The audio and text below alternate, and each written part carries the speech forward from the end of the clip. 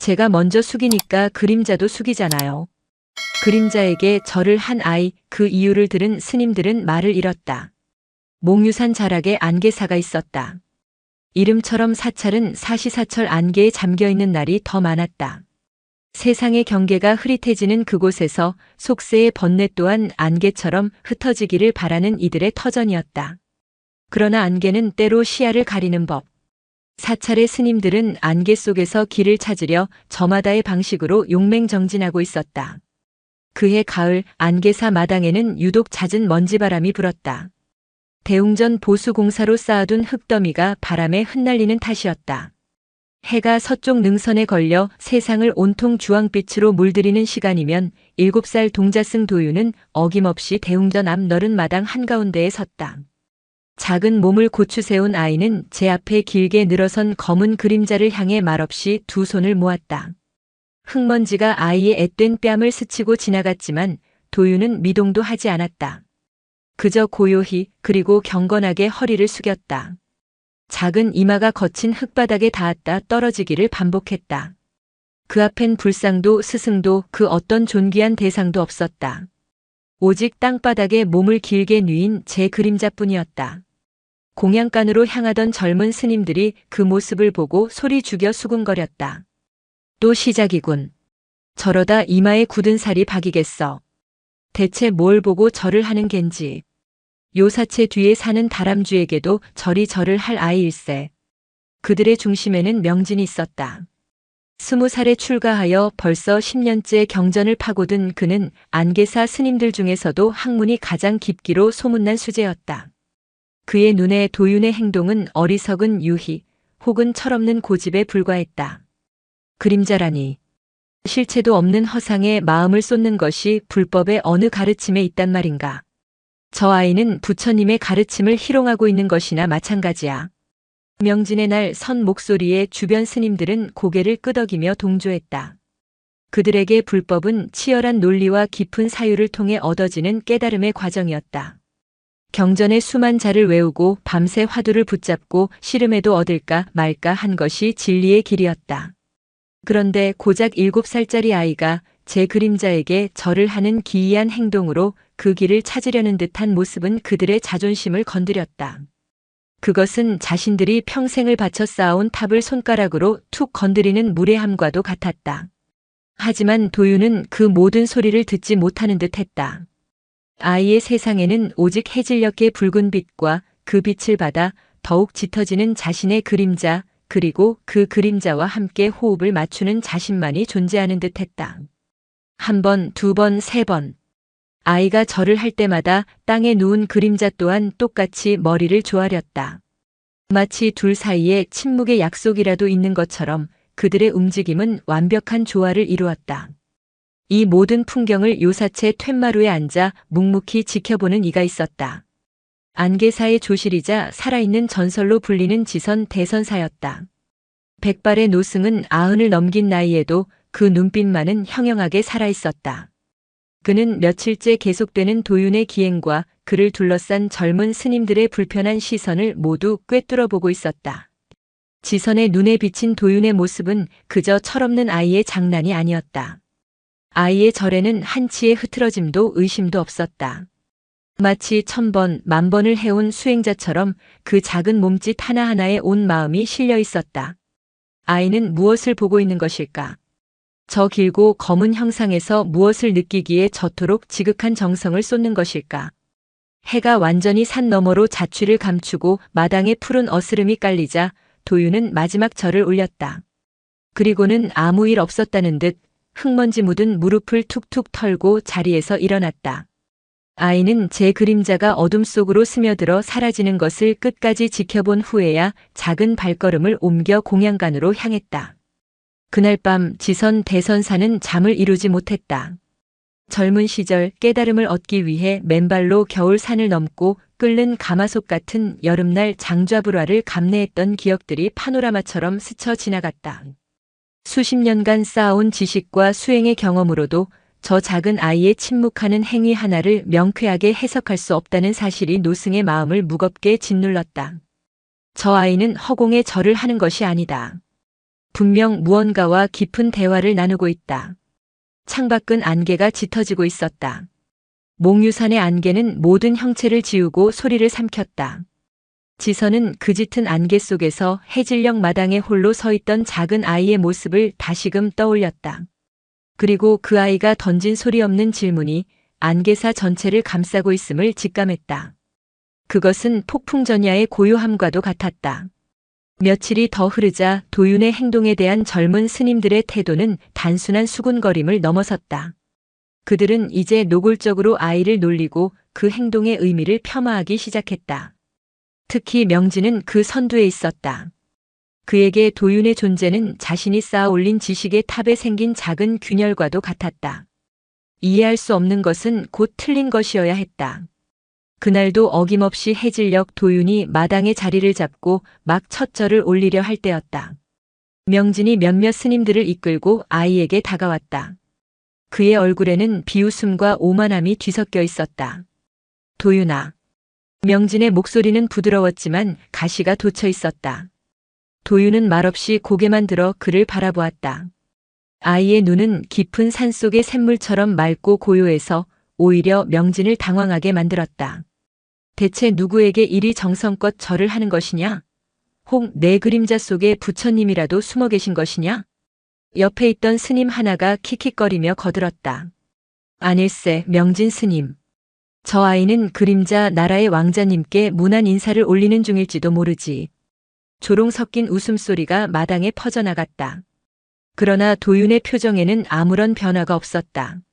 아이는 그들의 말을 못 들은 척 다시 시선을 제 앞의 그림자에게로 돌렸다. 그리고 묵묵히 허리를 굽혔다. 이마가 땅에 닿는 순간 아이의 작은 어깨가 파르르 떨리는 것을 명진은 놓치지 않았다. 그것이 굴욕감 때문인지 아니면 다른 어떤 감정 때문인지 그는 알 수 없었다. 명진은 한 걸음 더 다가섰다. 그는 도윤의 바로 앞에 서서 아이가 절하는 대상인 그림자를 제 발로 밟아 뭉갰다. 보거라. 내가 그리 소중히 여기는 것은 이리 쉽게 사라지는 허상일 뿐이다.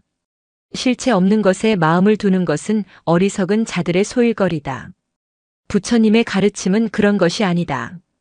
인과와 연기의 법칙을 꿰뚫고 삼라만상의 이치를 깨치는 것이 수행자의 길이란 말이다. 그는 마치 학당의 훈장처럼 도윤을 가르치려 들었다. 하지만 도윤은 고개를 든 채 명진의 발에 뭉개진 제 그림자와 명진의 얼굴을 번갈아 돌 뿐 아무런 대꾸도 하지 않았다. 그 침묵이 명진을 더욱 화나게 만들었다. 마치 자신의 말이 아무런 힘도 없이 허공으로 흩어지는 것 같았다. 왜 말이 없느냐? 내 말이 틀렸느냐? 내가 지금 하는 이 행위가 대체 무슨 의미가 있는지 설명해 보아라. 설명하지 못한다면 내일부터는 부처님께 죄를 짓는 이런 무의미한 짓은 그만두거라. 명진의 목소리는 점점 높아졌다.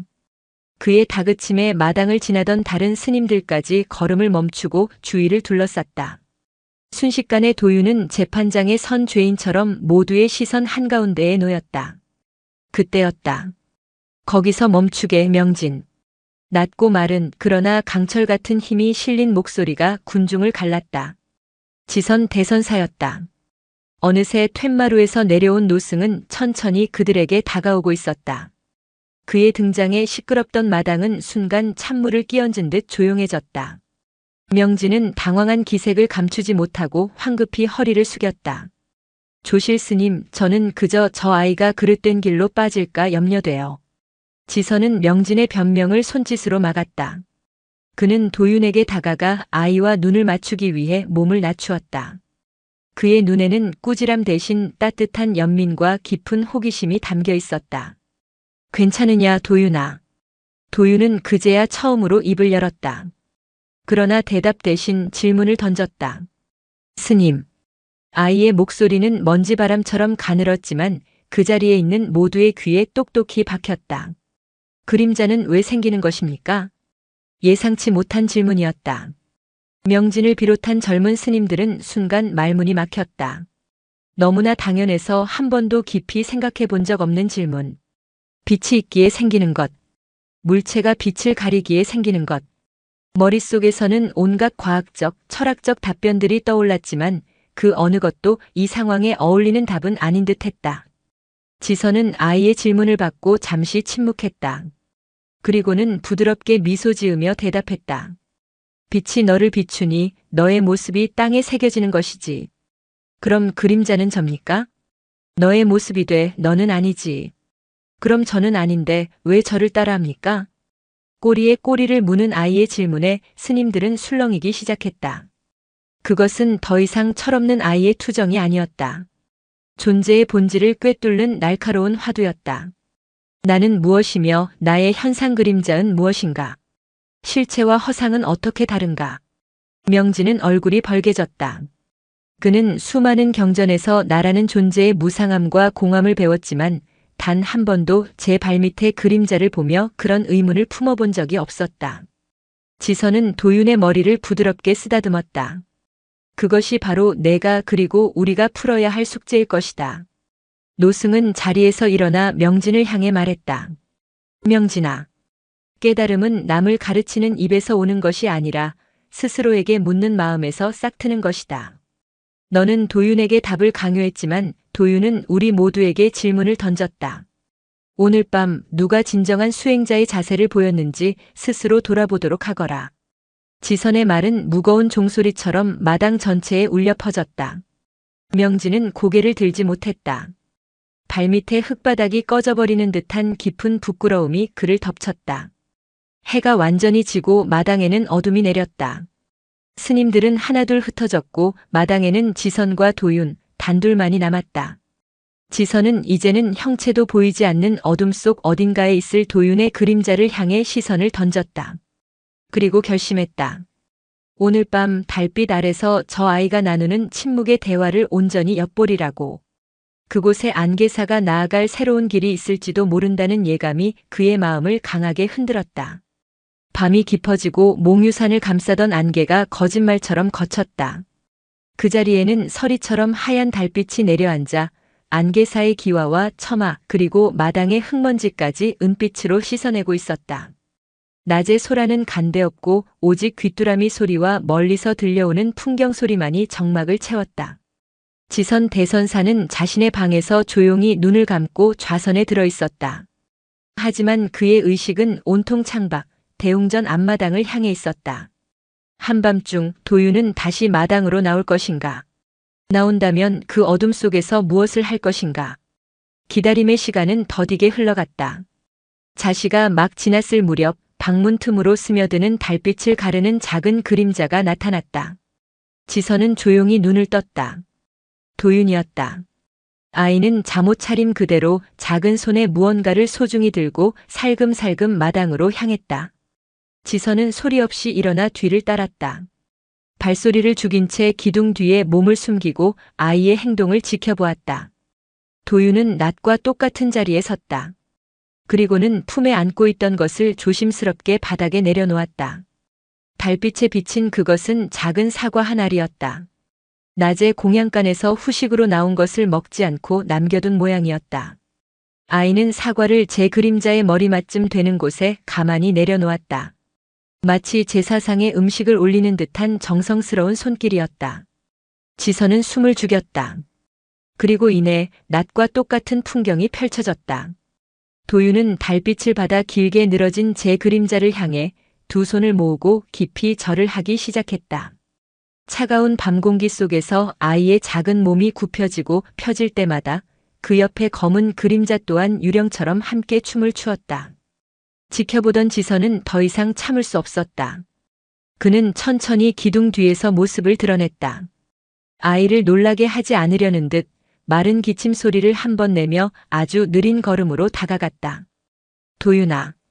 노승의 목소리는 달빛처럼 부드럽게 아이의 곁에 내려앉았다.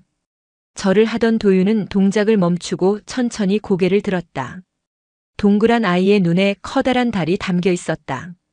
아이는 놀란 기색 없이 마치 그가 올 것을 알고 있었다는 듯이 담담했다. 지선은 아이의 옆에 조용히 앉았다. 그리고는 낮에 미처 다하지 못한 질문을 그러나 완전히 새로운 방식으로 물었다. 이 깊은 밤, 이 차가운 땅 위에서 무엇을 위해 이토록 마음을 다하고 있는 것이냐? 그것은 왜 그림자에게 절을 하느냐는 단순한 물음이 아니었다. 아이의 행위 그 자체를 하나의 수행으로 인정하고 그 근원적인 동기를 묻는 존중의 질문이었다. 도윤은 대답 대신 손가락으로 자신의 그림자를 가리켰다. 그리고는 나직이 그러나 그 어떤 경전의 구절보다도 명징한 목소리로 말했다.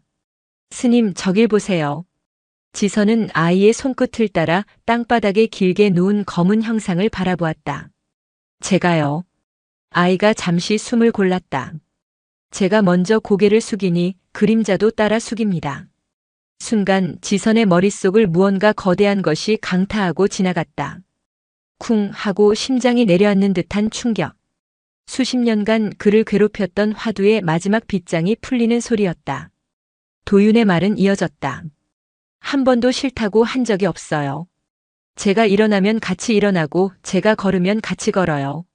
제가 배고플까봐 사과를 주면 말없이 받아요. 제가 외로울 때 언제나 똑같은 모습으로 같이 있어줘요. 아이의 천진한 고백은 지선의 귓가를 넘어 그의 영혼 깊숙한 곳을 뒤흔들었다. 그렇구나. 모든 것이 거기에 있었구나. 우리는 항상 타인을 향해 존중을 말하고 자비를 베풀라고 배운다. 그러나 그 모든 관계의 시작점인 나 자신에게는 어떠했던가?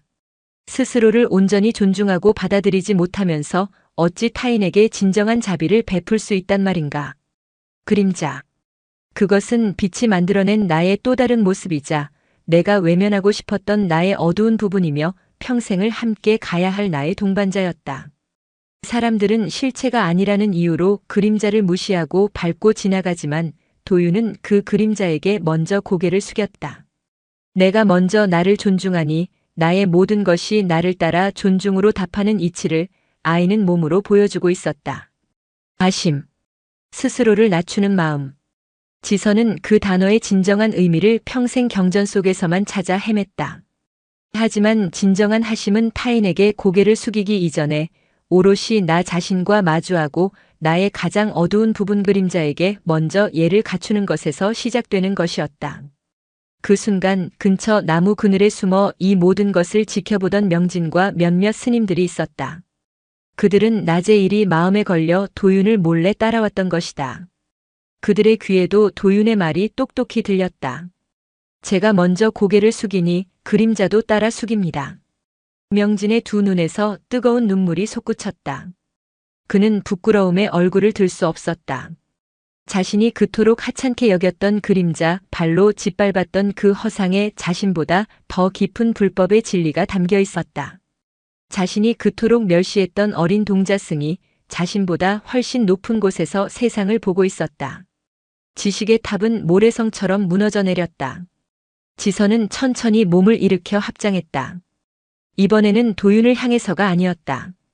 그는 자신의 발치에 길게 드리워진 희미한 달빛 아래에 늙고 앙상한 자신의 그림자를 향해 천천히 허리를 숙였다. 그랬구나. 깨달음이란 가장 가까운 곳에서 가장 먼저 숙이는 마음에서 오는 것이었구나. 노승의 깊은 절을 따라 그의 그림자 또한 경건하게 땅에 머리를 조아렸다. 그 모습을 본 도윤이 맑게 웃었다. 아이의 웃음소리가 달빛처럼 마당에 흩뿌려졌다. 나무 그늘에 숨어있던 명진도 다른 스님들도 더 이상 숨어있을 수 없었다. 그들은 천천히 어둠 속에서 걸어나와 말없이 자신의 그림자를 향해 고개를 숙이기 시작했다. 달빛 아래 수십 개의 그림자가 일제히 주인을 따라 움직이는 장관이 펼쳐졌다. 그것은 안개사의 역사가 새로 쓰이는 순간이었다. 하나의 질문이 사라지고 수십 개의 새로운 깨달음이 태어나는 밤이었다. 지선은 직감했다. 이 작은 아이 도윤이 안개사에 가져올 바람은 이제 겨우 시작일 뿐이라는 것을. 그리고 그 바람은 안개사를 넘어 몽유산 전체를 뒤흔들게 될 것이라는 것을. 달빛 아래서 일어난 그 기묘한 밤의 의식은 안개사의 깊고도 미묘한 파문을 일으켰다. 다음 날 아침 새벽 예불을 위해 대웅전에 모인 스님들의 분위기는 평소와 사뭇 달랐다. 공기는 묵직했고 목탁 소리는 유난히 건조하게 울렸다. 스님들은 서로의 눈치를 보았다. 특히 명진과 도윤을 향한 시선에는 어젯밤의 충격과 혼란, 그리고 미처 풀리지 않은 의문이 뒤섞여 있었다. 도윤은 너무 어려서인지 혹은 본래 그런 아이인지 그 시선들을 전혀 의식하지 못했다. 아이는 그저 평소처럼 맨 앞줄, 지선 대선사의 바로 뒤편에 꼬마 부처처럼 꼿꼿이 앉아 반야심경을 따라 의존일 뿐이었다. 문제는 명진이었다. 30살의 수제 스님 안개사의 차세대 주지로까지 거론되던 그의 자존심은 지난밤 달빛 아래서 산산조각이 났다. 그는 예불 내내 고개를 들지 못했다. 경전을 읊는 자신의 목소리가 위선처럼 느껴졌고 곁눈질로 보이는 도윤의 작은 뒷모습은 거대한 산처럼 그를 짓눌렀다. 내가 먼저 고개를 숙이니 그림자도 따라 숙입니다. 7살 아이의 그 말이 밤새 그의 귓가에서 떠나지 않았다. 그것은 단순한 문장이 아니었다. 지난 10년간 그가 쌓아 올린 모든 지식과 논리를 일순간에 무너뜨리는 죽비 소리였다. 그는 수천 권의 경전에서 나를 버리라 배웠지만 정작 제 발밑에 나그림자조차 제대로 바라본 적이 없었다. 오히려 그는 그것을 짓밟았다. 예불이 끝나고 공양간으로 향하는 길, 스님들은 삼삼오오 모여 수군거리기 시작했다. 어젯밤의 목격담은 꼬리에 꼬리를 물고 부풀려지고 있었다. 들었는가? 어젯밤 조실 스님께서 그 아이 도윤이에게 절을 하셨다네. 뭐라고? 조실 스님께서? 아이에게? 아니지, 아이에게 한 것이 아니라 아이의 그림자에게 하셨다는군. 그 그림자에 문수보살이 강림하셨다는 거야. 허허 참. 그런 기이한 일이 어쩐지 그 아이 눈빛이 범상치 않다 했어. 소문은 안개처럼 빠르게 사찰 전체를 뒤덮었다. 본래의 의미는 증발하고 그 자리에는 신비주의와 기복적인 미신이 싹트기 시작했다. 몇몇 스님들은 호기심 반 경외심 반으로 도윤에게 접근했다. 도윤아, 어젯밤 정말 보살님을 뵌 것이냐? 그림자에게 절을 하면 나도 깨달음을 얻을 수 있는 게냐? 도윤은 그저 맑은 눈을 끔뻑이며 반문할 뿐이었다.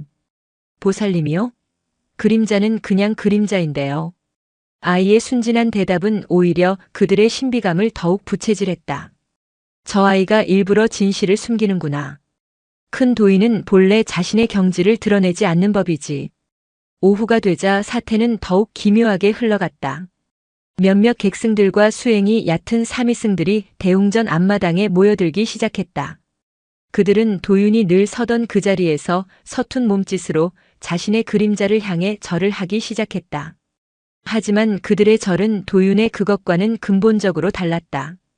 도윤의 절이 자신과의 고요한 대화였다면 그들의 절은 무언가를 얻기 위한 소란스러운 거래에 가까웠다. 나무 관세음보살 제 그림자시여, 부디 저에게 큰 깨달음을 주시옵소서. 제발 이번 결제에는 화두를 타파하게 해주십시오. 그림자 부처님. 그들은 자신의 그림자를 숭배하고 있었다. 가장 가까운 자신을 존중하라는 본질은 사라지고 그림자라는 또 다른 우상을 만들어낸 셈이었다. 명진은 자신의 방 창호지 틈으로 그 광경을 내다보며 깊은 절망감에 휩싸였다. 주먹이 부들부들 떨렸다. 저 모든 혼란이 자신에게서 비롯되었다는 죄책감이 그를 찔렀다. 자신이 도윤을 윽박지르지 않았다면 지선 대선사께서 마당으로 나오시는 일도 없었을 것이고 이 모든 소동도 없었을 터였다. 그는 어젯밤 지선과 다른 스님들을 따라 자신의 그림자에게 절을 했던 순간을 떠올렸다. 그것은 분명한 깨달음과 참회의 순간이었다. 하지만 아침이 되어 해가 뜨고 다시 제 그림자를 마주했을 때 그는 어젯밤의 그 뜨거운 감동을 재현할 수 없었다. 머리로는 알겠는데 가슴이 움직이지 않았다. 그의 절은 다시금 뻣뻣하고 형식적인 동작으로 돌아갔다. 나는 아직도 멀었구나. 그때 누군가 그의 방문을 두드렸다. 지선 대선사의 시자였다.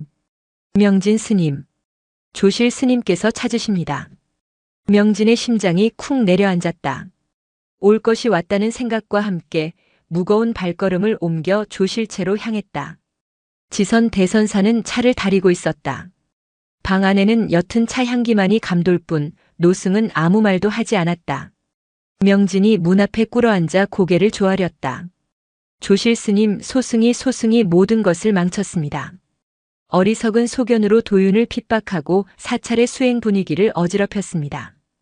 벌을 내려주십시오. 지선은 찻잔을 명진의 앞으로 밀어주며 비로소 입을 열었다. 일어나 차나 한 잔 들게. 벌써 찬물이 식겠네. 명진은 감히 잔을 들지 못했다. 지선은 굴하지 않고 다시 말했다. 마당에 저 소란이 자네 탓이라 생각하는가? 그렇습니다. 저의 교만함이 모든 것을. 틀렸네. 지선의 목소리는 단호했다. 저것은 자네 탓이 아닐세. 저것은 본래 인간이 가진 나약함의 모습이지. 깨달음의 본질보다는 그것을 얻는 방법에 집착하고 진리 그 자체보다는 진리를 말한 사람을 숭배하려는 어리석은 마음. 자네는 그저 그 마음들이 수면 위로 떠오르는 계기를 마련해 주었을 뿐이야. 명진이 고개를 들었다. 노승의 눈은 그를 질책하는 대신 깊은 연민으로 그를 바라보고 있었다. 명진, 자네는 지난 10년간 경전 속에서 길을 찾으려 했지. 틀린 길이 아닐세. 하지만 경전은 지도일 뿐 그 자체가 길은 아니야. 어젯밤 자네는 도윤을 통해 지도의 바깥에 실제 길이 있음을 보았네. 하지만 오늘은 또다시 그 길을 지도 위에 그리려고 애쓰고 있어. 머리로 하는 절은 1000번을 해도 마음을 울리지 못하는 법일세. 그럼 어찌해야 합니까? 저 마당의 스님들을 꾸짖어 바로 잡아야 하지 않겠습니까? 지선은 고개를 저었다. 꾸짖는다고 될 일이 아니야. 저들은 지금 그림자 부처라는 뜨거운 망상에 사로잡혀 있네. 억지로 불을 끄려 하면 오히려 데이기 십상이지. 불은 스스로 꺼지도록 내버려 두거나 혹은 더 큰 불로 덮어버리는 수밖에. 더 큰 불이라니요? 지선은 창밖을 바라보았다. 해가 뉘엿뉘엿 지기 시작하자 마당의 스님들은 더욱 열성적으로 절을 하고 있었다. 그리고 그들 너머로 도윤이 공양간에서 저녁을 먹고 나와 어김없이 제자리에 섰다. 도윤은 주변의 소란에 아랑곳하지 않았다. 아이는 그저 묵묵히 자신의 그림자를 향해 첫 절을 올렸다. 그 고요하고 평화로운 몸짓. 그것은 주변의 소란스러운 숭배 행위와 극명한 대조를 이루었다. 다른 스님들은 무언가를 얻기 위해 절을 했지만 도윤은 그저 존재하기에 절을 했다. 그 모습을 본 몇몇 스님들이 스스로 민망함을 느끼고 절을 멈추기 시작했다. 지선이 나직이 말했다. 보이는가? 진실은 요란하지 않아도 스스로 빛을 내는 법일세. 하지만 저 정도로는 부족해. 저들의 망상을 깨트리려면 저들이 만든 그림자 부처보다 더 강력하고 현실적인 무언가가 필요할 걸세. 그때 산문 쪽에서 시끄러운 자동차 소리와 함께 여러 사람의 목소리가 들려왔다. 안개사의 가장 큰 시주이자 몽유산 케이블카 사업을 추진 중인 대승건설의 박 회장이 예고도 없이 들이닥친 것이었다. 그의 등장은 안개사의 또 다른 폭풍을 예고하고 있었다. 지선은 그 소리를 들으며 알 수 없는 미소를 지었다. 때마침 저들의 망상을 시험할 손님이 오신 모양이군. 제오장 부서진 거울. 대승건설의 박영태 회장은 불도저 같은 사내였다. 몽유산 일대의 땅을 사들여 거대한 리조트와 케이블카를 짓는 것이 그의 수건이었다. 안개사는 그 계획의 중심에 있었고 박 회장은 대웅전 보수공사의 거액을 시주하며 사찰의 환심을 사기 위해 애쓰고 있었다. 하지만 그의 목적은 명확했다. 그는 불심이 아니라 이권을 위해 절에 드나드는 자였다. 아이고 조실 스님. 제가 드릴 말씀이 급해서 이렇게 예고도 없이 찾아왔습니다. 박 회장은 값비싼 양복 차림으로 수행원 2~0명을 거느린 채 흙먼지 날리는 마당을 가로질러 조실체로 거침없이 들어섰다. 그는 차를 마시고 있던 지선과 명진을 보고도 예를 갖추기보다 용건부터 꺼냈다. 다름이 아니라 이번에 시청 허가가 거의 다 났습니다. 케이블카 마지막 지주대를 사찰 뒤편 능선에 박아야 하는데 스님들께서 대승적으로. 그의 말이 채 끝나기도 전에 박 회장의 시선이 마당의 기이한 풍경에 고정되었다. 해질녘을 맞아 수십 명의 스님들이 일제히 마당에 엎드려 제 그림자에게 절을 하고 있는 광경. 그들 중에는 어제 본 그림자 부처 소문에 현혹된 마을 사람들까지 몇몇 섞여 있었다. 박 회장의 얼굴이 삽시간에 굳어졌다. 아니 스님들, 지금 이게 다 뭐 하는 겁니까? 해가 서쪽으로 지는 건 당연한 이치인데 그걸 가지고 무슨 제사라도 지내는 겁니까? 내가 시주한 돈이 이런 해괴망측한 일에 쓰이라고 낸 돈인 줄 아십니까? 그의 고함 소리에 스님들은 화들짝 놀라 절을 멈추고 어쩔 줄 몰라 했다. 박 회장은 지선을 향해 돌아섰다. 그의 눈에는 노골적인 경멸감이 서려 있었다. 조실 스님, 제가 이래서 스님들을 못 믿는 겁니다. 시대가 어느 때인데 이런 원시적인 주술이나 행하고 계십니까? 이러니 불교가 젊은 사람들한테 외면당하는 겁니다. 이러고도 저한테 몽유산 개발을 반대하실 자격이 있으십니까? 날카로운 비난이 조실체를 울렸다. 지선 대선사는 묵묵히 찻잔을 내려놓을 뿐 아무런 동요도 보이지 않았다. 그러나 명진은 달랐다. 그의 얼굴은 분노와 수치심으로 붉게 타올랐다. 어제 도윤에게 느꼈던 깨달음이 저 무례한 속물에게 주술과 핵에 망측한 일로 매도당하는 것을 참을 수 없었다. 그때 지선이 명진을 향해 조용히 말했다. 명진, 자네는 우리 안계사에서 경전의 이치에 가장 밝은 사람일세. 어서 우리 박 회장님께 저 스님들이 지금 무엇을 하고 있는지 그 깊은 뜻을 설명해 드리게나. 그것은 시험이었다. 명진은 어젯밤의 지적인 실패를 만회할 기회이자 동시에 자신이 진정으로 그 의미를 체화했는지 증명해야 하는 가혹한 시험대 위에 올라섰다. 명진은 침을 꿀꺽 삼켰다. 그는 자리에서 일어나 박 회장 앞에 섰다. 박 회장님, 그것은 주술이 아닙니다. 그것은 불교의 심오한 가르침인 공사상과 연기의 이치를 몸소 실천하는 수행의 한 방편입니다. 공, 연기. 그런 뜬구름 잡는 소리 말고 지금 저 행동이 대체 무슨 의미가 있냐는 겁니다. 박 회장은 손가락질까지 해가며 다그쳤다. 명진은 애써 침착하려 애썼다. 그림자는 실체가 없는 허상입니다. 하지만 빛과 물체라는 인과 연이 만나 생겨난 엄연한 현상입니다. 우리는 종종 실체가 없다는 이유로 그림자를 무시하고 밟습니다. 그것은 곧 우리 자신의 또 다른 모습, 우리가 외면하고 싶은 어두운 내면을 무시하는 것과 같습니다. 저 스님들은 지금 자신의 가장 낮은 모습, 자신의 허상에게 먼저 고개를 숙임으로써 스스로를 존중하고 모든 존재의 근원이 평등함을 배우는 하심의 수행을 하고 있는 것입니다. 명진은 자신이 할 수 있는 모든 지식을 동원해 열변을 토했다. 꽤 논리적이고 그럴듯한 설명이었다. 지선도 조용히 고개를 끄덕였다. 하지만 박 회장은 코웃음을 쳤다. 아심? 존중? 허허. 스님 말씀은 참 번지르르 하십니다. 하지만 제 눈에는 그저 자기 그림자 보고 절하는 이상한 짓으로밖에 안 보입니다. 존중은 그런 데서 나오는 게 아니라 이런 실질적인 보수공사, 밥 굽는 사람들에게 쌀 한 가마니 주는 데서 나오는 겁니다. 안 그렇습니까? 박 회장은 자신의 논리에 스스로 감탄한 듯 거만하게 웃었다. 명진은 말문이 막혔다. 그의 논리는 박 회장의 저돌적인 현실 논리 앞에서 힘을 잃었다. 속물이라고 욕했지만 그의 말에도 일리가 있었다. 깨달음이 밥을 먹여주지는 못했다. 바로 그때였다. 이 모든 소란에도 아랑곳하지 않고 마당 한쪽에서 묵묵히 자신의 절을 하던 도윤이 절을 마치고 일어나 박 회장 일행 쪽으로 다가왔다. 아이는 자신을 둘러싼 긴장된 공기를 아는지 모르는지 그저 박 회장 앞에 넙죽절을 올렸다. 회장님 안녕하셨어요. 박 회장은 갑작스러운 아이의 인사에 당황했지만 이내 헛기침을 하며 거만하게 고개를 끄덕였다. 뭐냐? 너는 이 절의 동자승이냐? 넌 저런 해괴한 짓 안 하고 얌전히 있거라. 도윤은 박 회장의 말을 듣고 고개를 갸웃했다. 그리고는 박 회장의 발치에 길게 드리워진 그림자를 한참 동안 바라보았다. 박 회장은 거구가 말해주듯 그의 그림자 또한 유난히 크고 짙었다. 아이는 순진무구한 눈으로 박 회장을 올려다보며 말했다. 회장님, 왜 그러냐? 회장님 그림자가요 많이 피곤해 보여요. 뭐라고? 박 회장의 눈이 커졌다. 아까부터 계속 한숨 쉬고 있어요. 어깨도 축 처져 있고요.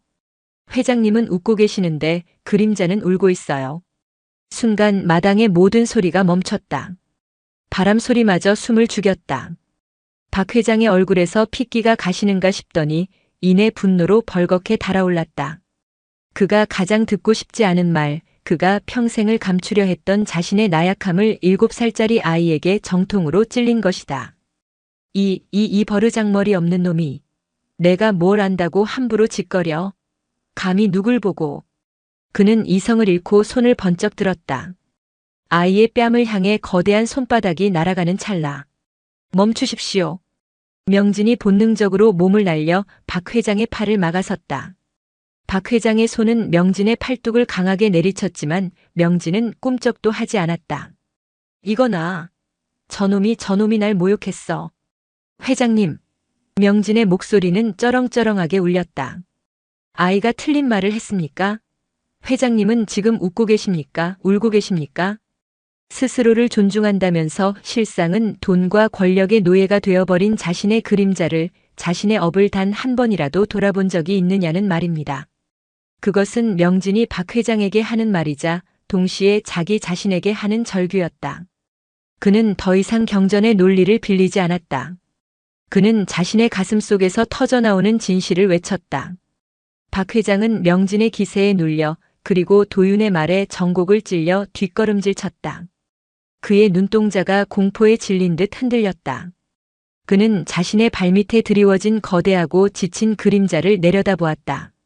그것은 마치 부서진 거울처럼 그가 애써 외면했던 추악하고 지친 자신의 본 모습을 적나라하게 비추고 있었다. 시끄러워 시끄럽다. 박 회장은 도망치듯 몸을 돌려 수행원들을 재촉했다. 가자. 이런 미친놈들만 모인 절에는 단돈 한 푼도 시주할 수 없어. 당장 가. 그는 비틀거리며 산문을 향해 도망쳤다. 그가 떠난 마당에는 무거운 침묵이 내려앉았다. 그림자 부처를 숭배하던 스님들은 모두 넋이 나간 표정으로 서 있었다. 그들은 방금 자신들이 만들어낸 허상 그림자 부처이 아닌 한 인간의 적나라한 실상박 회장의 그림자를 목도했다. 지선 대선사가 천천히 마당으로 걸어 나왔다. 그는 명진의 어깨를 두드리며 말했다. 보았느냐 명진. 저것이 바로 살아있는 법문이다. 명진은 숨을 헐떡였다. 그는 도윤을 바라보았다. 도윤은 아무 일도 없었다는 듯 흙먼지가 묻은 손을 툭툭 털고 있었다. 명진은 그제야 깨달았다. 도윤은 그림자에서 부처를 본 것이 아니었다. 그저 자신을 보았을 뿐이다. 그리고 박 회장의 그림자에서는 박 회장을 보았을 뿐이다. 있는 그대로를 꾸밈 없이 판단 없이 바라보았을 뿐이다. 명진은 도윤 앞에 천천히 무릎을 꿇었다. 그리고는 아이에게 절을 한 것이 아니었다. 그는 아이의 발치에 드리워진 작고 여린 그 그림자를 향해 자신의 온 마음을 다해 머리를 조아렸다. 어젯밤의 모방이 아닌 진정한 첫 번째 절이었다. 제육장 그림자의 상은 박 회장이 폭풍처럼 떠나간 뒤 안개사의 해질녘은 본래의 고요함을 되찾았다. 마당에서 그림자 부처를 찾던 스님들은 언제 그랬냐는 듯 자취를 감췄다. 박 회장의 분노와 명진의 절규 그리고 도윤의 순수한 한마디가 그들의 헛된 망상을 한순간에 깨뜨려 버린 것이다. 하지만 명진의 마음은 여전히 폭풍 속이었다. 그는 자신의 방에 홀로 앉아 좌선을 시도했지만 도무지 집중할 수가 없었다. 도윤의 그 한마디. 그림자가 울고 있어요. 그것은 어떻게 가능했던 것일까? 경전의 어떤 구절로도 설명할 수 없는 살아있는 통찰력이었다. 저 아이는 대체 누구인가? 궁금증을 이기지 못한 명진은 결국 조실체로 향했다. 그는 자신이 도윤에 대해 아무것도 모른다는 사실을 깨달았다. 밤은 깊어지고 있었다. 지선 대선사는 등불 아래서 낡은 장부를 뒤적이고 있었다. 명진이 조용히 들어와 꿇어앉자 노승은 기다렸다는 듯이 장부를 덮었다. 도윤이 때문이겠지. 예, 조실 스님. 저는 도무지 알 수가 없습니다. 저 아이는 경전 한 줄 제대로 읽지 못합니다. 헌데 어찌 저리 사람의 본질을 꿰뚫어 볼 수 있는 것입니까? 혹 정말 저 아이에게 신통력이라도 있는 것입니까? 지선은 희미하게 웃었다. 신통력이라. 그런 것이 있다면 늙은이의 이 지긋지긋한 기침병이나 고쳐주었으면 좋겠구먼. 노승은 찻잔을 따르며 먼 곳을 바라보듯 창밖의 어둠을 응시했다. 명진. 자네는 도윤이가 어찌하여 그림자에게 절을 하기 시작했는지 아는가? 그것은 스스로를 존중하는 하심의 마음이. 아니네. 지선은 명진의 말을 잘랐다. 그것은 자네와 내가 붙인 해석일 뿐 시작은 그게 아니었어. 명진은 의아한 표정을 지었다. 도윤이가 이 절에 온 것이 꼭 5년 전 아이가 2살 남짓 되었을 때였네. 칠흑같이 어두운 겨울밤이었지. 누군가 갓난아이의 울음소리보다 더 처절하게 울며 산문 기둥에 이 아이를 내려놓고 갔더군. 지선은 목소리를 가다듬었다. 아이의 품에는 젖병 하나와 짧은 편지 한 장이 있었네. 제가 이 아이를 더는 볼 수 없으니 부처님께서 거두어 주십시오. 그뿐이었어. 아이는 아마도 어미와 헤어지는 순간의 충격 때문이었는지 그 후로 꼬박 1년을 단 한마디도 말을 하지 않았네. 명진은 숨을 죽였다. 그는 5년 전 그 일을 어렴풋이 기억했지만 그저 버려진 아이 하나가 절에 들어왔거니 하고 무심하게 넘겼었다. 아이들은 본능적으로 압니다. 자신을 지켜줄 존재가 사라졌다는 것을. 도윤이는 극도의 불안 속에서 자신을 방어하기 위해 침묵을 택했지. 그리고 오직 한 가지에만 집착하기 시작했네. 그것이 그림자였습니까? 그렇다네. 아이에게 세상은 온통 자신을 버리고 떠나가는 것들 뿐이었지. 공양간 보살도 다른 스님들도 심지어 이 늙은이조차도 잠시만 눈을 돌리면 사라졌지. 하지만 단 하나만이 아이가 눈을 뜨는 순간부터 잠드는 순간까지 단 한시도 떨어지지 않고 곁을 지켜주었네. 지선의 목소리가 낮게 잠겼다. 그것이 바로 그림자였어. 도윤이가 걷기 시작했을 때 아이는 제 뒤를 따르는 그림자를 보고 처음으로 웃었네. 제가 손을 들면 따라 손을 들고 제가 넘어지면 같이 넘어지는 그 검은 형상. 도윤이에게 그림자는 철학적 사유의 대상이나 허상이 아니었어. 그것은 자신을 절대 버리지 않는 유일한 친구이자 부모이자 어쩌면 아이가 처음으로 만난 부처였을지도 모르네. 명진의 눈시울이 뜨거워졌다. 이제야 모든 것이 이해되었다. 아이가 그림자에게 절을 하기 시작한 것은 3년 전 4살 무렵이었네. 내가 장난삼아 부처님께 절하는 법을 가르쳐 주었지. 그런데 다음날 해질녘 아이는 부처님이 아닌 마당에 제 그림자를 향해 절을 하고 있었네. 왜 그러냐 물으니 아이가 뭐라 했는지 아는가? 친구도 부처님처럼 절 받아야 해요. 나랑 놀아주느라 힘들었으니까. 라고 하더군. 명진은 터져나오는 울음을 참기 위해 입술을 깨물었다. 자신이 허상이라며 짓밟았던 그것이 한 아이가 세상의 버려짐에 맞서 버텨낸 유일한 존재의 증명이었다. 도윤의 절은 깨달음을 위한 수행이 아니었다. 그것은 버려진 상처에 대한 치유였고 외로움에 대한 감사였으며 살아있음에 대한 확인이었다. 지선이 말을 이었다. 박 회장의 그림자에서 피로와 슬픔을 본 것도 마찬가지일세. 도윤이는 평생을 자신의 그림자, 그 상처와 대화하며 살아왔네. 그러니 타인의 그림자에 밴 상처 또한 볼 수 있었던 게지. 경전의 지식이 아니라 자신의 가장 깊은 아픔으로 타인의 아픔을 본 것일세. 명진은 고개를 들 수 없었다. 자신이 그토록 찾아 헤맨 깨달음은 가장 고통스러운 상처 속에서 피어나는 꽃과도 같은 것이었다. 그는 지식의 탑 위에서 상처 없는 진리를 찾으려 했지만 진리는 언제나 가장 낮은 곳, 상처 입은 자들의 발밑 그림자에 있었다. 그는 조실체를 물러나왔다. 밤하늘엔 별이 가득했다. 그는 곧장 도윤의 처소로 향했다. 아이는 작은 이부자리에서 새근새근 잠들어 있었다. 명진은 아이의 머리맡에 조용히 앉았다. 그리고 달빛에 비쳐 방바닥에 희미하게 드리워진 잠든 아이의 작은 그림자를 바라보았다. 그는 천천히 소리 없이 그 그림자를 향해 합장했다. 미안하다. 내가 너의 상처를 몰라보았다. 미안하다. 내가 너의 부처를 짓밟았다. 그의 뜨거운 눈물이 방바닥으로 툭툭 떨어졌다. 그가 진정으로 나 자신의 교만을 버리고 타인 도윤의 상처를 받아들인 순간이었다. 그날 밤 지선 대선사는 깊은 잠에 들었다. 하지만 그의 잠은 편치 않았다.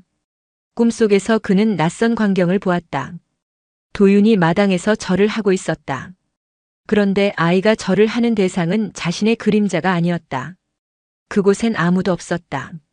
하지만 분명히 그 빈 땅바닥에는 아이의 것이 아닌 낯설고 뒤틀린 형상의 그림자가 드리워져 있었다. 지선은 식은땀을 흘리며 잠에서 깨어났다. 불길한 예감이 그의 마음을 스쳤다. 아이가 자신의 그림자에게만 절을 한 것이 아니었단 말인가? 그렇다면 아이가 지난 5년간 대화해온 그 친구는 대체 누구의 그림자였단 말인가? 안개사의 안개는 거쳤지만 더 깊고 근원적인 비밀의 안개가 그들을 감싸기 시작하고 있었다.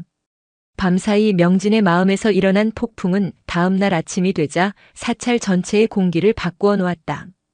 그림자 부처라는 망상에 휩쓸렸던 스님들은 이제 도윤을 다른 눈으로 바라보기 시작했다. 그것은 더 이상 신비한 존재에 대한 맹목적인 기대가 아니었다.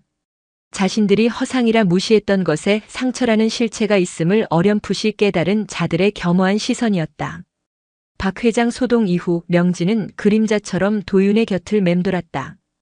그는 더 이상 아이를 가르치려 들지 않았다. 대신 아이가 세상을 어떻게 바라보고 느끼는지 그 작은 몸짓과 숨결 하나하나를 배우려 애썼다. 그는 도윤이 공양간에서 밥을 먹다 말고 구석에서 밥풀을 줍는 개미를 한참이나 들여다보는 모습을 지켜보았다. 아이는 개미에게 밥풀을 하나 더 밀어주며 이건 내 친구 몫이야라고 속삭였다. 그 모습에서 명진은 경전 속 산천초목이 모두 부처라는 글귀가 아닌 살아있는 생명의 교감을 보았다. 도윤에게는 모든 것이 친구였다. 자신을 버리지 않는 유일한 친구였던 그림자처럼 개미도 바람도 햇살도 그저 거기 있는 친구일 뿐이었다. 하지만 지선 대선사의 마음은 편치 않았다. 명진에게는 도윤의 과거를 설명하며 상처의 치유 과정을 말했지만 정작 노승 자신은 그날 밤 꾸었던 불길한 꿈에서 헤어나오지 못하고 있었다. 아이가 절을 하던 그 낯설고 뒤틀린 그림자. 그것이 단순한 노쇠한 꿈이 아님을 그의 오랜 수행 경험이 경고하고 있었다. 만약 아이가 자신의 상처를 치유하는 것을 넘어 이 안개사 터에 깃든 또 다른 무언가와 교감하고 있다면 그것은 아이가 감당할 수 있는 무게가 아니었다. 그날 해질녘 지선은 결심했다. 자신의 눈으로 직접 확인해야만 했다. 도윤은 어김없이 마당 한가운데 섰다. 아이가 숨을 고르고 자신의 그림자를 바라보며 첫 절을 준비했다. 지선은 조실체 툇마루에서 명진은 회랑 기둥 뒤에서 각자의 자리에서 숨을 죽이고 그 모습을 지켜보았다. 해가 몽유산 능선에 막 걸리기 시작하자 도윤의 그림자는 기다란 창처럼 동쪽을 향해 뻗어나갔다. 아이는 천천히 허리를 숙였다. 그림자도 함께 숙였다. 모든 것이 평소와 같았다. 지선은 자신이 늙은 탓에 헛된 망상을 품었다고 생각하며 안도의 한숨을 내쉬려던 참이었다. 바로 그때였다. 해가 능선 너머로 한 뼘 더 내려가자 세상의 모든 빛이 마지막 힘을 짜내듯 붉게 타올랐다. 그러자 기이한 현상이 일어났다. 도윤의 그림자가 서 있는 그 땅바닥에서 마치 물에 먹물이 번지듯 또 다른 검은 형체가 스멀스멀 피어오르기 시작했다. 그것은 도윤의 그림자와는 분명히 달랐다. 아이의 그림자가 곧고 맑은 검은색이라면 그것은 잿빛에 가까웠고 형체는 무언가에 눌리고 뒤틀린 듯 기괴했다. 그것은 도윤의 그림자와 겹쳐지더니 이내 아이의 발목을 휘감는 뱀처럼 짙어졌다. 저것은 명진은 기둥 뒤에서 저도 모르게 신음을 터뜨렸다. 지선 대선사의 얼굴은 하얗게 질려 있었다. 꿈이 아니었다. 도윤은 그러나 그 이질적인 그림자를 전혀 두려워하지 않았다. 아이는 오히려 더 깊이 고개를 숙였다. 마치 그 뒤틀린 형상을 위로하고 달래려는 듯이. 도윤아. 지선이 다급하게 아이를 불렀다. 아이가 고개를 들자 해가 마지막 빛을 감추었고 두 개의 그림자는 순식간에 어둠 속으로 빨려 들어가듯 사라졌다. 마당에는 다시 평소와 같은 어스름만이 남았다. 지선은 비틀거리는 걸음으로 아이에게 다가갔다. 명진도 기둥 뒤에서 뛰쳐나왔다. 스님, 방금 그것을 보셨습니까? 명진의 목소리는 공포로 떨리고 있었다. 지선은 명진을 손짓으로 제지하고 도윤의 앞에 몸을 낮췄다. 도윤아, 방금 괜찮았느냐? 무섭지 않았어? 도윤은 큰 눈을 끔뻑이며 노승을 바라보았다. 무섭다니요? 제 친구가 아파서 그래서 위로해 준 것인데요. 지선의 심장이 차갑게 내려앉았다. 친구가 아프다고? 내 친구는 내 그림자가 아니더냐? 제 그림자도 친구고요. 아이는 망설임 없이 늘 절을 하던 그 땅바닥을 손가락으로 가리켰다. 여기 땅속에 사는 친구도 있어요. 땅속에? 네. 아주 오래전부터 혼자 있었대요. 너무 춥고 어둡고 아파서 맨날 울고 있었어요. 제가 처음 절을 했을 때 제 그림자가 이 친구를 만났어요. 그래서 같이 절해주기로 했어요. 제가 절을 하면 제 그림자가 땅속 친구를 안아주는 거예요. 아이의 순진한 고백은 지선과 명진에게는 천둥 소리와도 같았다. 도윤은 5년 전 자신의 상처를 치유하기 위해 그림자에게 절을 한 것이 아니었다. 버려진 아이는 자신보다 더 깊은 어둠 속에 버려진 존재를 본능적으로 감지하고 그 존재를 위로하기 위해 3년 동안 매일같이 절을 해왔던 것이다. 땅속에 사는 친구. 지선은 아이가 가리키는 그 마당의 한 지점을 뚫어지라 바라보았다. 그곳은 대웅전 앞마당에서도 유독 흙이 단단하고 비가 오면 물이 잘 고이는 곳이었다. 그저 지대가 낮기 때문이라 생각했었다. 명진. 예, 조실 스님. 안개사에서 나 다음으로 오래된 이를 부르게. 요사체 뒤편에서 텃밭을 돌보는 법고 거사를 지금 당장 데려오게. 어서. 명진은 사태의 심각성을 깨닫고 어둠 속으로 뛰어갔다. 지선은 도윤의 작은 손을 꼭 잡았다. 아이의 손은 따뜻했지만 아이가 가리킨 그 땅은 얼음장처럼 차갑게 느껴졌다. 노승은 지난 수십 년간 자신이 밟고 서 있던 이 안개사의 마당이 사실은 자신이 전혀 알지 못하는 거대한 비밀을 품고 있음을 직감했다. 법고 거사는 안개사에 살아있는 역사책이었다. 본명은 아무도 몰랐다. 그저 지선 대선사가 동자승이었던 시절부터 절의 허드렛 일을 도맡아 왔기에 스님들이 불법의 북소리처럼 쓴소리를 잘한다 하여 그런 벼로를 붙여주었을 뿐이다. 이른이 넘어 등이 굽고 귀가 어두워진 그는 요사체 뒤 텃밭에서 무와 배추를 돌보며 세상과 담을 쌓고 지낸 지 오래였다. 명진이 헐레벌떡 그를 조실체로 모셔왔을 때 법고 거사는 거친 손의 흙도 채 털어내지 못한 모습이었다. 그는 웬만해선 스님들의 일에 나서지 않는 성미였다. 아이고, 이 늙은이를 이 밤중에 무슨 일로 부르셨답니까, 큰 스님. 밭에 무가 다 얼어 죽게 생겼는데. 지선은 다급한 마음에 서론을 생략했다. 거사. 내 급히 물을 것이 있소.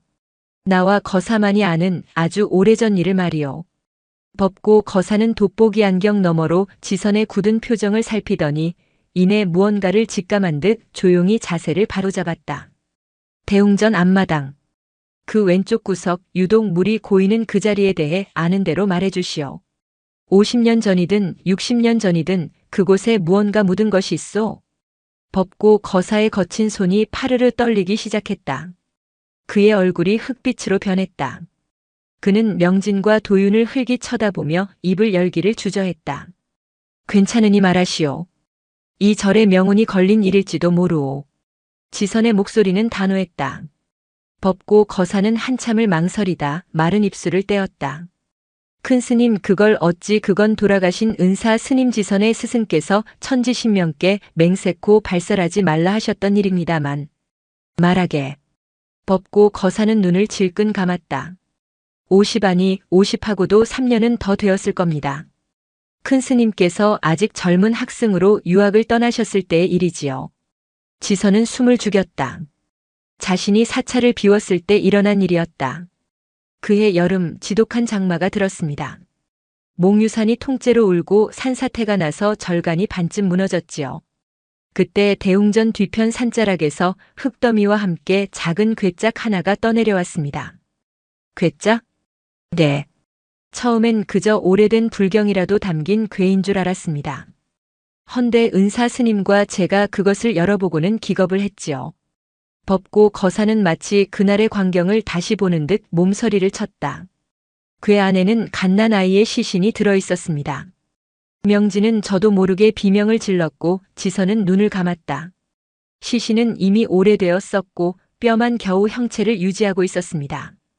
다만 갓난아이가 입는 비단 포대기에 쌓여 있었지요. 필시 사연이 많은 아이였을 겁니다. 누군가 산에 몰래 묻은 것이 산사태로 떠내려온 게지요. 그래서 어찌했소? 은사 스님께서는 크게 상심하셨습니다. 이런 흉한 것이 절간 마당에 굴러 들어오다니. 필시 절이 망할 징조다 하시며 노여워하셨지요. 제가 아무리 그래도 아이 시신인데 거두어 양지 바른 곳에 묻어주고 천도제라도 지내주자고 청했습니다. 허나 은사 스님께서는 완고하셨습니다. 출처도 모르는 잡귀에게 부처님 도량을 더럽힐 수 없다 하셨습니다. 이 일은 사찰의 수치이니 아무도 모르게 덮어야 한다고 하셨지요. 법고 거사의 목소리가 물기에 젖어들었다. 그날 밤 은사 스님의 명으로 저는 그 작은 괴짝을 대웅전 앞마당 바로 그 자리에 다시 묻었습니다. 아, 명진은 탄식했다. 은사 스님께서는 부처님의 불력으로 그 흉한 기운을 억누르라는 뜻이라 하셨지만 제 마음은 그렇지가 않았습니다. 저는 그저 그 갓난아이가 너무도 불쌍했습니다. 그래서 괴짝을 묻기 전에 제 주머니에 있던 작은 목각 인형 하나를 몰래 궤 안에 넣어주었습니다. 외롭지 말라고 다음 생에는 좋은 부모 만나라고 그저 그것이 제가 할 수 있는 전부였습니다. 이야기를 마친 법고 거사는 늙은 눈에서 소리 없이 눈물을 흘렸다. 방 안에는 무거운 침묵이 감돌았다. 도윤의 땅속 친구는 바로 그 괴짝 속의 갓난아이였다. 53년 전 세상의 빛도 보지 못하고 이름도 없이 땅속에 묻힌 존재. 그 갓난아이의 원혼이나 기운이 자신과 똑같이 버려진 도윤의 순수한 영혼과 감응했던 것이다. 뒤틀린 그림자. 그것은 원한에 찬 귀신의 모습이 아니었다. 비단 포대기에 쌓인 채 웅크리고 있던 갓난아이의 모습, 그 자체였던 것이다. 지선은 자신의 스승이 자신이 가장 존경했던 그 큰 스님이 불력으로 망령을 누르려 했던 것이 아니라 사찰의 체면과 명예 때문에 어린 생명의 마지막 존엄을 짓밟았다는 사실에 몸서리쳤다. 큰 스님. 조용히 듣고만 있던 도윤이 지선의 옷자락을 잡아당겼다. 친구가 너무 춥대요. 이제 그만 꺼내주면 안 돼요?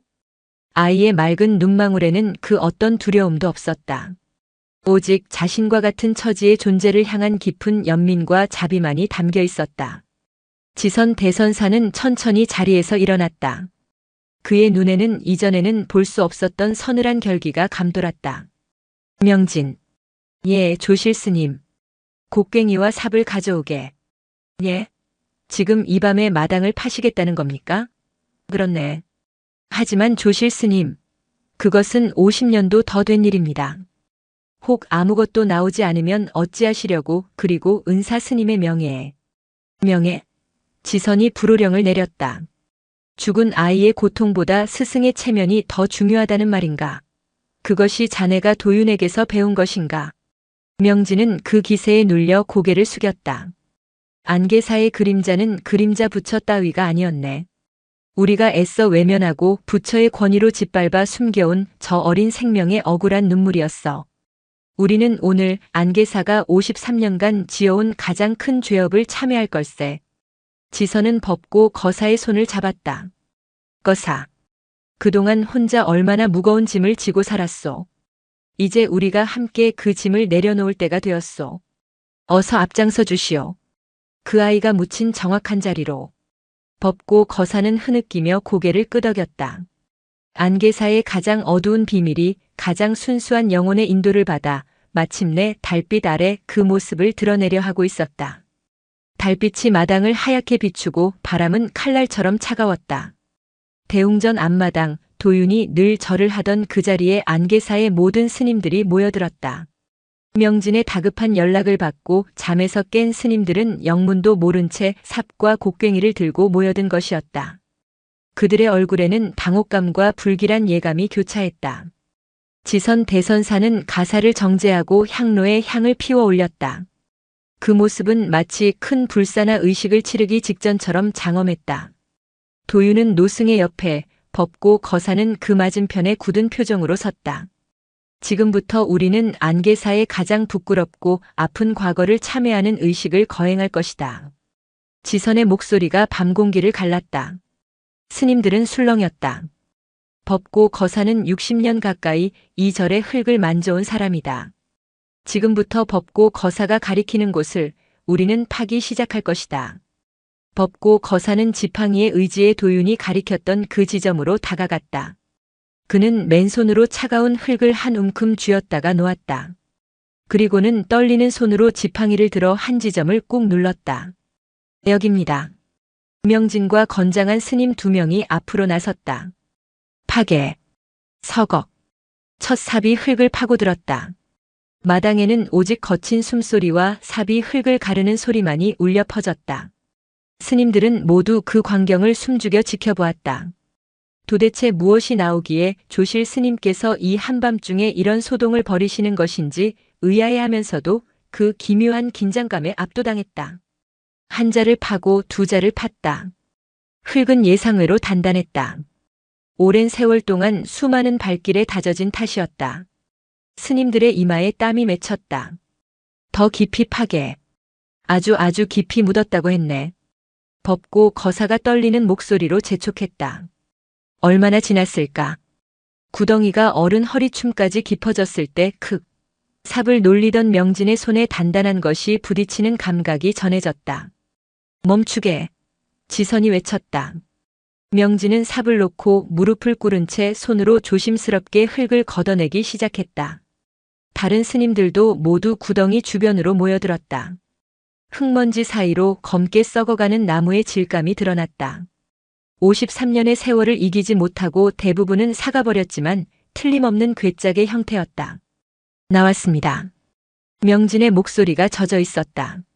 지선 대선사는 천천히 구덩이 가장자리로 다가왔다.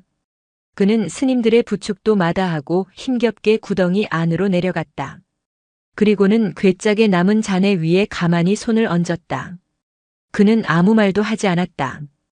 그저 눈을 감고 53년간 이 차가운 땅 속에 갇혀 있었을 작은 생명의 고통을 느끼려는 듯 오랫동안 미동도 하지 않았다.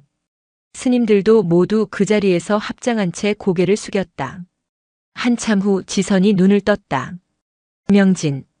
조심해서 궤를 들어올리게. 명진은 스님들과 함께 괴짝의 잔해를 조심스럽게 들어올렸다. 궤는 이미 형체가 거의 무너져 흙과 뒤엉킨 채였다. 그들이 궤를 땅 위로 끌어올린 순간 썩은 나무 조각들 사이로 무언가가 달빛을 받아 희미하게 반짝였다.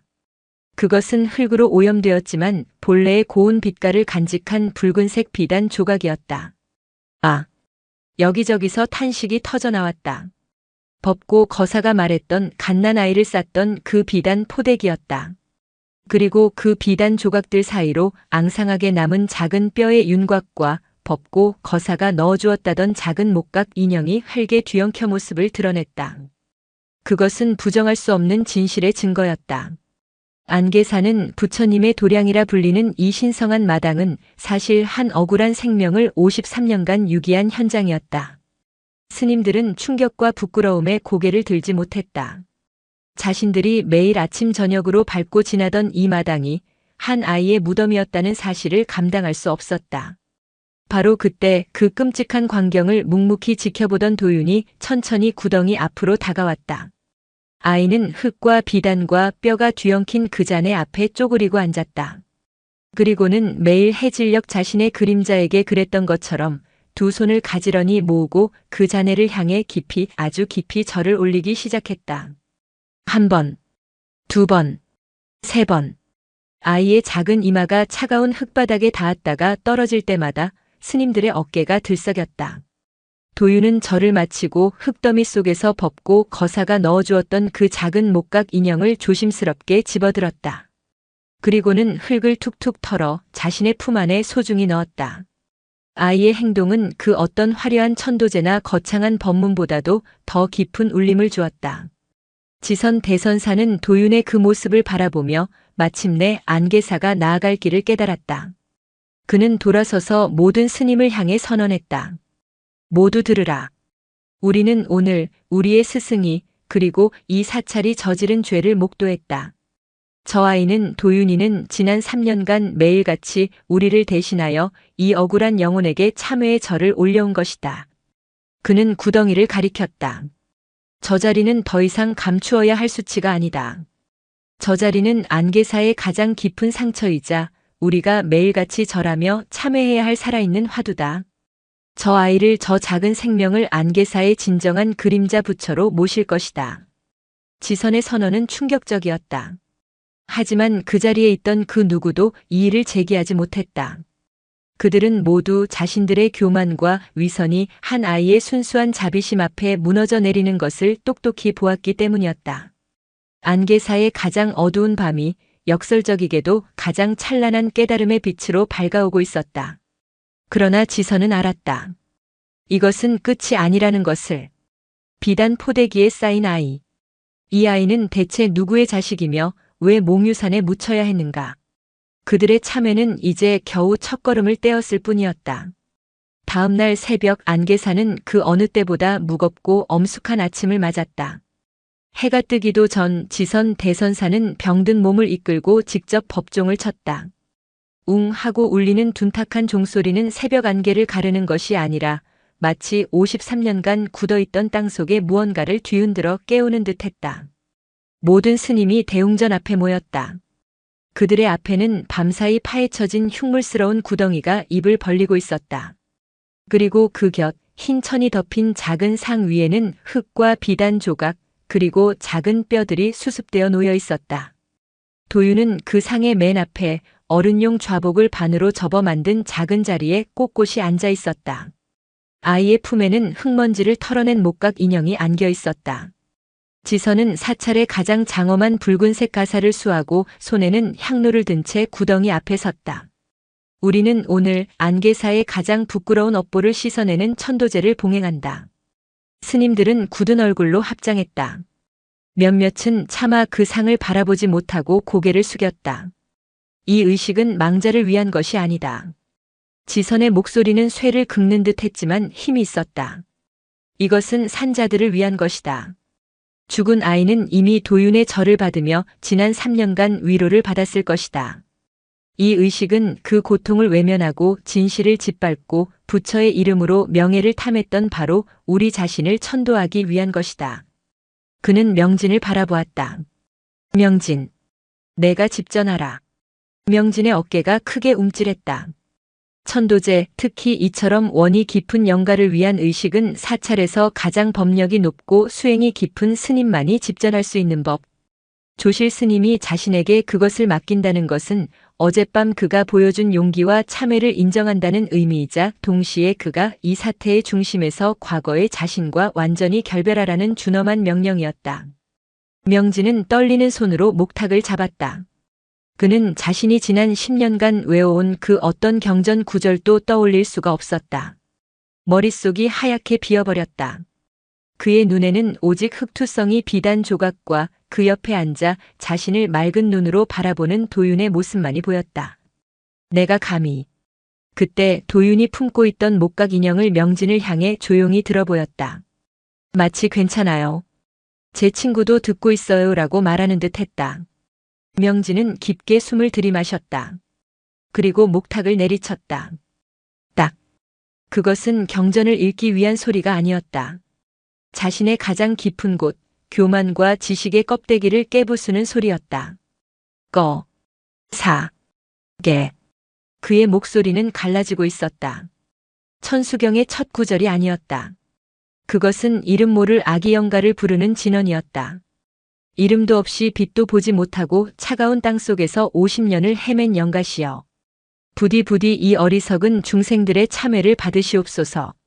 명진이 울음을 터뜨렸다. 그가 울자 참았던 스님들이 하나둘 어깨를 들썩이며 함께 울기 시작했다. 법고 거사는 구덩이 옆에 주저앉아 흙바닥을 치며 통곡했다. 안개사의 아침은 경전 소리 대신 수십 명의 스님들이 쏟아내는 참회의 울음소리로 가득 찼다. 그것은 경전의 논리로 설명할 수 없는 가장 원초적이고 순수한 하심의 순간이었다. 자신의 죄를 인정하고 타인의 고통 앞에서 무릎 꿇는 것. 도윤이 그림자에게 절을 하며 보여주려 했던 그 마음이 비로소 안개사 전체에 퍼져나가고 있었다. 도윤은 울지 않았다. 아이는 그저 조용히 일어나 자신의 작은 고사리 손으로 통곡하는 법고 거사의 구분 등을 토닥여 주었다.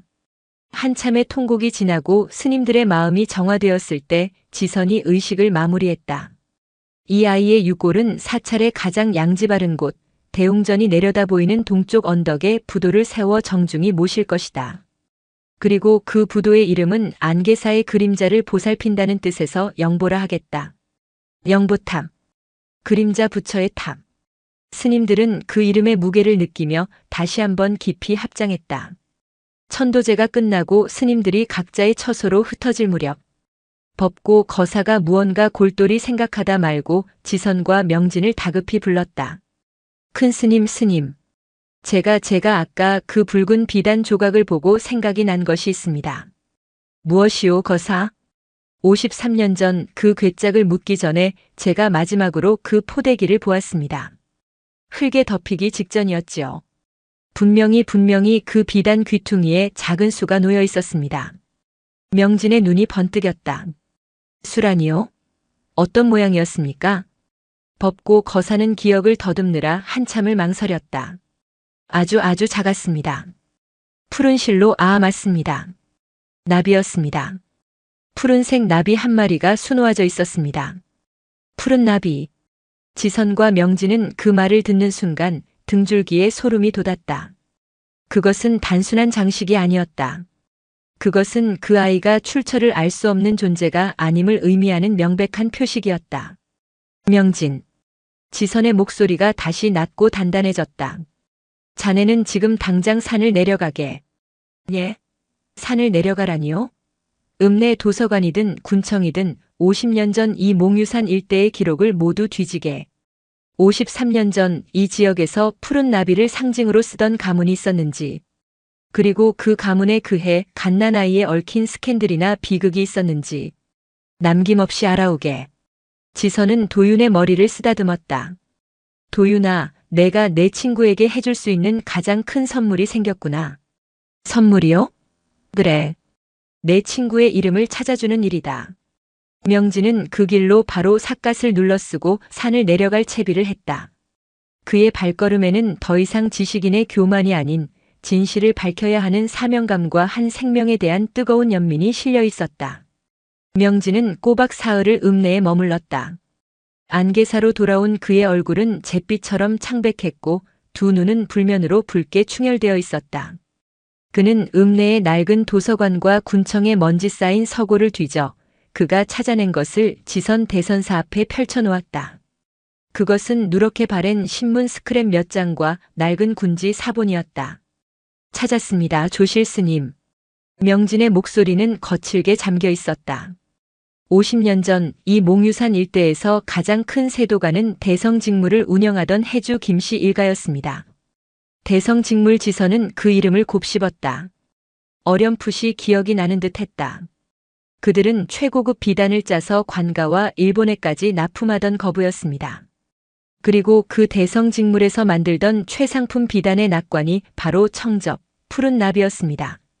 지선은 눈을 감았다. 법고 거사의 기억이 맞았다. 명진은 떨리는 손으로 신문기사 하나를 가리켰다. 54년 전 가을, 그러니까 아이가 발견되기 약 1년 전의 지역 신문이었다. 대성직물 김 사장, 막내딸 요양차 상경이라는 작은 단신 기사였다. 김씨 일가에게는 당시 18살이던 막내딸 김소연이 있었습니다. 경성에서 신식 교육을 받던 여학생이었지요. 그런데 54년 전 여름 갑자기 고향으로 내려왔다가 몇 달 뒤 지병 요양을 이유로 급히 서울로 다시 올라갔다고 합니다. 그리고 그 이후로 그녀를 본 사람은 아무도 없었습니다. 사라졌다는 말인가? 기록상으로는 그렇습니다. 군지 어디에도 그녀의 혼인 기록이나 이후 행적이 남아있지 않습니다. 마치 처음부터 존재하지 않았던 사람처럼 지워졌습니다. 지선은 최악의 그림을 그리고 있었다. 그녀가 아이를 가졌던 것이군. 소문이 그랬다고 합니다. 읍내 노인분들께 수소문해 보니 당시 김소연이 웬 낯선 사내와 몽유산 계곡에서 미뢰하는 것을 보았다는 이가 있었습니다. 집안의 반대가 심했고 결국 아이를 가진 채로 쫓겨났거나 혹은 집안에 감금되었을 거라는 것이지요. 그래서 그 아이를 낳은 것입니다. 가문의 수치였겠지요. 김씨 일가는 그 오점을 지우기 위해 갓 태어난 아이를 아마도 자신들의 비단 포대기에 싸서 이 몽유산 깊은 곳에 버렸을 겁니다. 명진은 차마 죽여서 묻었다는 말은 하지 못했다. 방 안에는 숨막히는 침묵이 흘렀다. 53년 전 한 어린 여인이 겪었을 공포와 절망, 그리고 갓 태어난 제 아이를 떠나보내야 했던 그 고통이 시공간을 넘어두 스님을 덮쳤다. 그럼 은사 스님께서는 지선의 입에서 가장 고통스러운 질문이 새어나왔다. 그 아이가 대성직물의 아이라는 것을 아셨을까? 명진은 대답하지 못했다. 지선은 고개를 저었다. 아니, 아셨을 리가 없어. 아셨다면 아무리 명예가 중요했어도 일개 삼위승도 아닌 은사 스님께서 어찌 그런 흉한 일이라며 덮으셨겠는가. 분명 산사태에 떠내려온 출처 모를 아이라 생각하셨을 게야. 그래야만 하네. 그것은 진실에 대한 확신이 아니라 자신의 스승에 대한 마지막 믿음을 지키고 싶은 노승의 간절한 바람이었다. 하지만 그 바람은 곧이어 산산조각이 났다. 조실체 방문 밖에서 법고 거사의 다급한 목소리가 들려왔다. 큰 스님, 큰 스님, 제가 다 잘못했습니다. 법고 거사가 방 안으로 굴러 들어오다시피 뛰어들어왔다. 그의 얼굴은 사색이 되어 있었다. 무슨 일인가 거사. 진정하게. 제가 거짓을 고했습니다. 어젯밤 스님들 앞에서는 차마 무서워서 사실대로 말씀을 못 드렸습니다. 거짓이라니 대체. 법고 거사는 바닥에 머리를 찧었다. 53년 전 그날 괴짝은 산사태로 떠내려온 것이 아니었습니다. 뭐라고? 그날 밤 비가 억수같이 쏟아지던 밤이었습니다. 은사 스님께서 저를 조용히 부르셨습니다. 그리고 대성직물의 김 사장이 보낸 하인이라며 낯선 사내 2명을 독대하고 계셨습니다. 지선의 눈이 믿을 수 없다는 듯 커졌다. 그 사내들이 괴짝을 들고 왔습니다.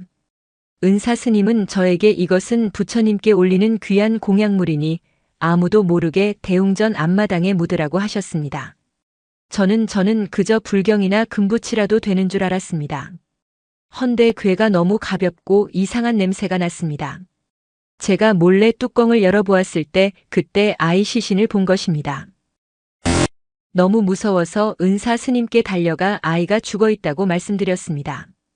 그러자 은사 스님께서는 쉿, 입 다물어라 하셨습니다. 이것은 산 것도 죽은 것도 아니다. 그저 김씨 가문이 애기다. 우리가 이 액을 묻어주는 대신 대성직물에서 우리 절의 3년치 시주를 감당하기로 했다. 하셨습니다. 명진은 자신의 귀를 의심했다. 그리고 은사 스님께서 제게 말씀하셨습니다. 이 아이는 이미 죽어 있다. 하지만 혹여 숨이 붙어 있더라도 이것은 가문의 수치를 덮으려는 부모의 뜻이니 우리는 그저 불력으로 덮어줄 뿐이다. 라고. 법고 거사는 울부짖었다. 저는 스님의 명을 거역할 수가 없었습니다. 빗속에서 괴짝을 묻는데 괴 안에서 아이의 울음소리가 들린 것 같기도 했습니다. 하지만 저는 무서워서 그냥 흙을 덮었습니다. 제가 그 아이를 법고 거사의 고백은 지선에게 사형 선고와도 같았다. 자신이 평생을 존경해온 스승. 안개사의 반석을 다진 그 위대한 선승이 고작 3년치 시주돈 때문에 가문의 수치를 덮어주기 위해 살았는지 죽었는지도 모를 갓난아이를 생매장하는 것을 묵인 아니 지시했던 것이다. 산사태는 거짓이었다. 흉한 잡귀라는 말도 거짓이었다. 모든 것이 돈과 권력에 굴복한 한 수행자의 추악한 변명일 뿐이었다. 지선은 몸을 가누지 못하고 휘청거렸다. 조실 스님. 명진이 그를 부축했다. 지선은 피를 토하는 심정으로 중얼거렸다. 안개사의 그림자는 억울하게 죽은 아이의 영혼이 아니었구나. 그것은 돈에 눈이 멀어 생명을 묻어버린 내 스승의 죄업 그 자체였어. 우리가 밟고 섰던 것은 무덤이 아니라 바로 지옥이었구나. 방 안의 공기는 얼음장처럼 차가웠고 세 남자의 침묵은 억겁의 무게처럼 무거웠다. 법고 거사의 고백은 안개사의 근간을 뿌리째 뒤흔들었다. 그들이 평생을 바쳐 지켜온 이 신성한 도량이 사실은 추악한 거래와 생명유기라는 죄업의 토대 위에 세워져 있었던 것이다. 지선 대선사의 얼굴은 모든 감정이 빠져나간 듯 하얗게 비어 있었다. 자신이 평생을 따라온 길, 자신이 전부라 믿었던 스승의 가르침이 한순간에 무너져 내렸다. 스승은 불력으로 아이를 누른 것이 아니었다. 돈의 힘으로 진실을 덮고 살아있는 생명옥은 그 존엄을 지워버렸다. 명진은 자신의 손에 들린 낡은 신문 조각을 바라보았다. 대성직물, 그리고 푸른 나비.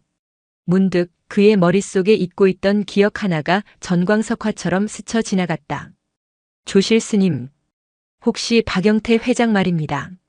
지선이 천천히 고개를 들었다. 박 회장의 이름이 이 지옥 같은 상황에서 왜 나오는지 이해할 수 없었다. 박 회장의 대승건설, 제가 읍내에서 기록을 찾다가 대승건설의 연역도 보게 되었습니다. 박 회장은 원래 이 지역 출신이었습니다. 그가 처음 사업을 시작할 때 기반이 되었던 것이 바로 파산한 대성직물의 공장 부지를 헐값에 사들인 것이었습니다. 법고 거사가 놀라 소리쳤다. 그런 대성직물이 망했답니까? 예, 거사님. 김씨 일가는 그 스캔들 이후 급격히 가세가 기울었고 결국 30여 년 전 모든 것을 잃고 뿔뿔이 흩어졌다고 합니다. 박 회장은 그 폐허 위에서 지금의 부를 이룬 것입니다. 업보의 고리가 맞춰지고 있었다. 53년 전 푸른 나비의 김씨 일가가 돈과 명예를 위해 제 핏줄을 안개사에 묻었다. 안개사의 주지는 그 돈을 받고 그들의 죄를 덮어주었다. 그리고 세월이 흘러 그 김씨 일가의 터전 위에서 새로운 돈과 권력박 회장이 자라났다. 그리고 지금 그 새로운 권력자가 다시 안개사를 찾아와 돈시주의 힘으로 저를 쥐고 흔들려 하고 있다. 케이블카를 짓겠다며 몽유산을 파헤치려 하고 심지어 아이도윤을 해괴한 짓이라며 핍박했다. 역사는 정확히 반복되고 있었다. 안개사는 50년 전이나 지금이나 똑같이 돈과 권력이라는 외부의 힘 앞에 무릎 꿇고 있었던 것이다. 지선은 비틀거리며 일어섰다. 그는 조실체 벽에 걸린 자신의 스승, 그 위엄 있던 노승의 초상화를 바라보았다. 스승님, 당신은 대체 우리에게 무엇을 남기신 것입니까? 그의 눈에 눈물 대신 차가운 분노가, 그리고 그보다 더 깊은 슬픔이 고였다. 당신은 그림자 부처를 밟으신 것이 아니었습니다. 당신은 진짜 부처 아이의 생명을 밟고 그 자리에 허상돈과 명예를 세우셨습니다. 지선은 초상화를 향해 고개를 돌렸다. 명진, 법고거사. 예, 큰 스님. 우리는 이 업보를 끊어야 하네. 어떻게 어찌해야 합니까? 명진이 물었다. 박 회장에게 굴복해서는 안 되는 이유가 분명해졌다.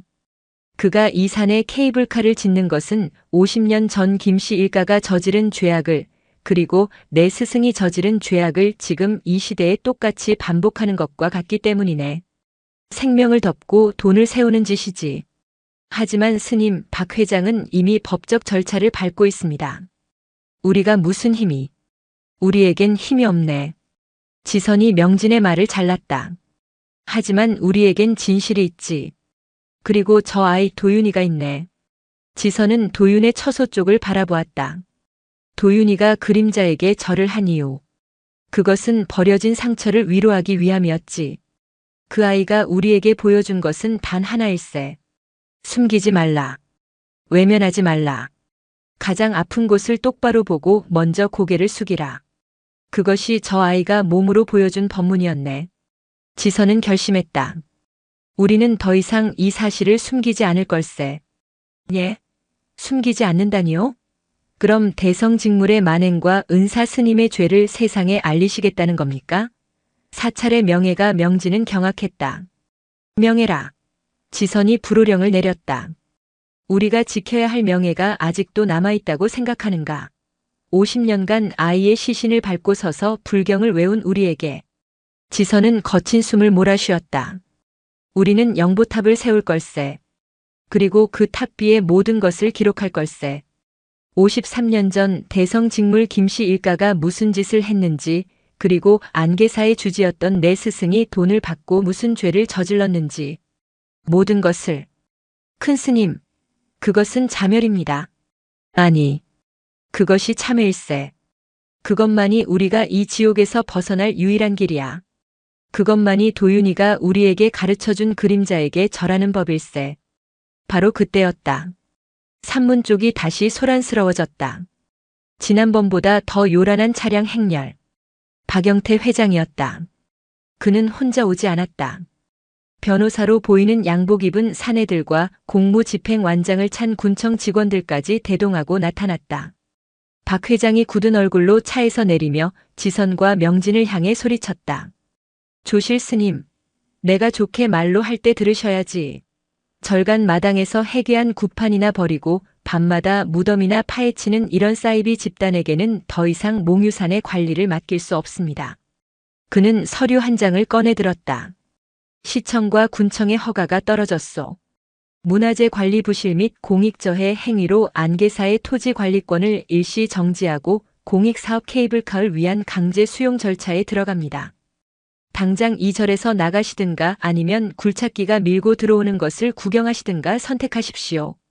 50년 전 돈으로 생명을 묻었던 그 업보가 50년 후 똑같이 돈의 힘이 되어 불도저의 모습으로 사찰을 밀어버리겠다며 되돌아온 것이었다. 안개사는 이제 창건 이래 가장 혹독한 시련, 그 업보의 정점과 마주하게 되었다. 박영태 회장의 목소리는 몽유산의 고요한 아침 공기를 찢어발기는 톱날과도 같았다. 그의 뒤편에는 냉소적인 표정의 변호사와 공무라는 명분으로 감정을 지운 군청 직원들이 도열해 있었다. 그들의 시선은 밤새 파헤쳐진 흉측한 구덩이와 그 앞에 초라하게 놓인 뼈와 비단 조각에 고정되었다. 조실 스님, 보시다시피 증거는 명백합니다. 박 회장의 변호사가 한 걸음 나섰다. 사찰의 가장 중심인 대웅전 마당에서 불법적인 묘지 발굴 혹은 시신 유기 행위가 벌어졌습니다.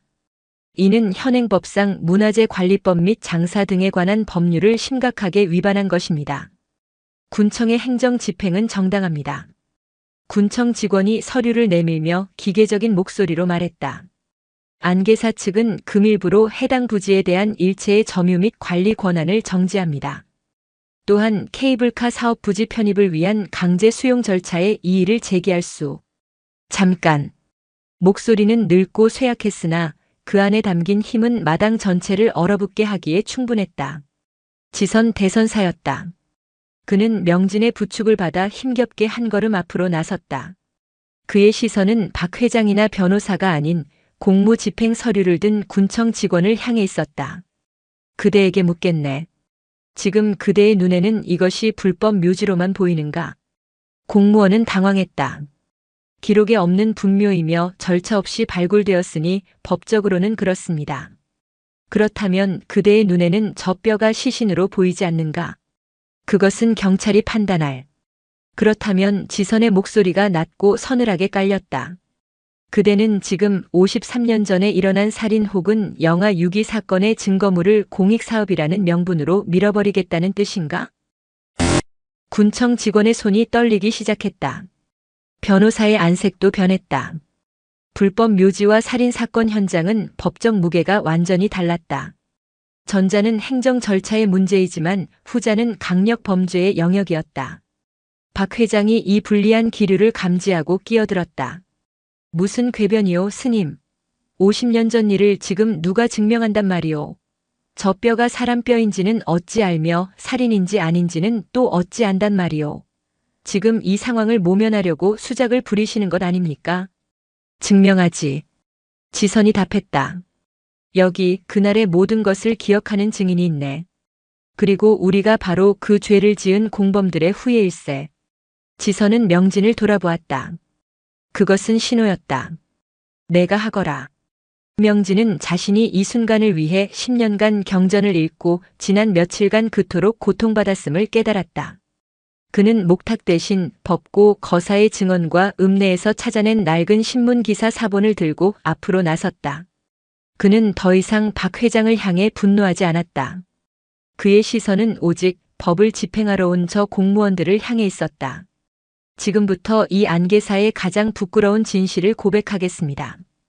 이것은 변명이 아니라 한 아이의 억울한 죽음에 대한 증언입니다. 명진은 침착하게 그러나 단어 하나하나에 무게를 실어 이야기하기 시작했다. 54년 전 푸른 나비를 상징으로 쓰던 대성직물 김씨 일가의 이야기. 가문의 수치가 될 뻔했던 어린 딸 김소연의 출산. 그리고 53년 전 비 내리던 그날 밤. 대성직물은 살아있었을지도 모를 그 갓난아이를 괴짝에 담아 2절로 가져왔습니다. 액을 묻어달라는 청과 함께 스님들 사이에서조차 경악의 탄식이 터져나왔다. 그리고 당시 안계사에 주지셨던 현 조실 스님의 은사께서는 3년치 시주를 약속받고 그들의 죄악을 묵인하셨습니다. 아니, 동조하셨습니다. 지선은 눈을 감았다. 명진은 자신의 스승의 스승을, 사찰의 가장 높은 어른을 공무원과 변호사 앞에서 범죄자로 고발하고 있었다. 법고 거사는 그 괴짝을 묻으라는 명을 받았습니다. 그는 궤 안에서 아이의 울음소리를 들은 것 같다고 했습니다. 하지만 그는 두려워 흙을 덮었습니다.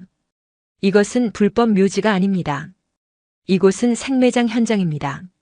마당은 완벽한 침묵에 휩싸였다. 오직 바람 소리만이 흙구덩이를 스치며 울었다. 우리가 어젯밤 이 마당을 판 것은 주수를 행한 것이 아닙니다.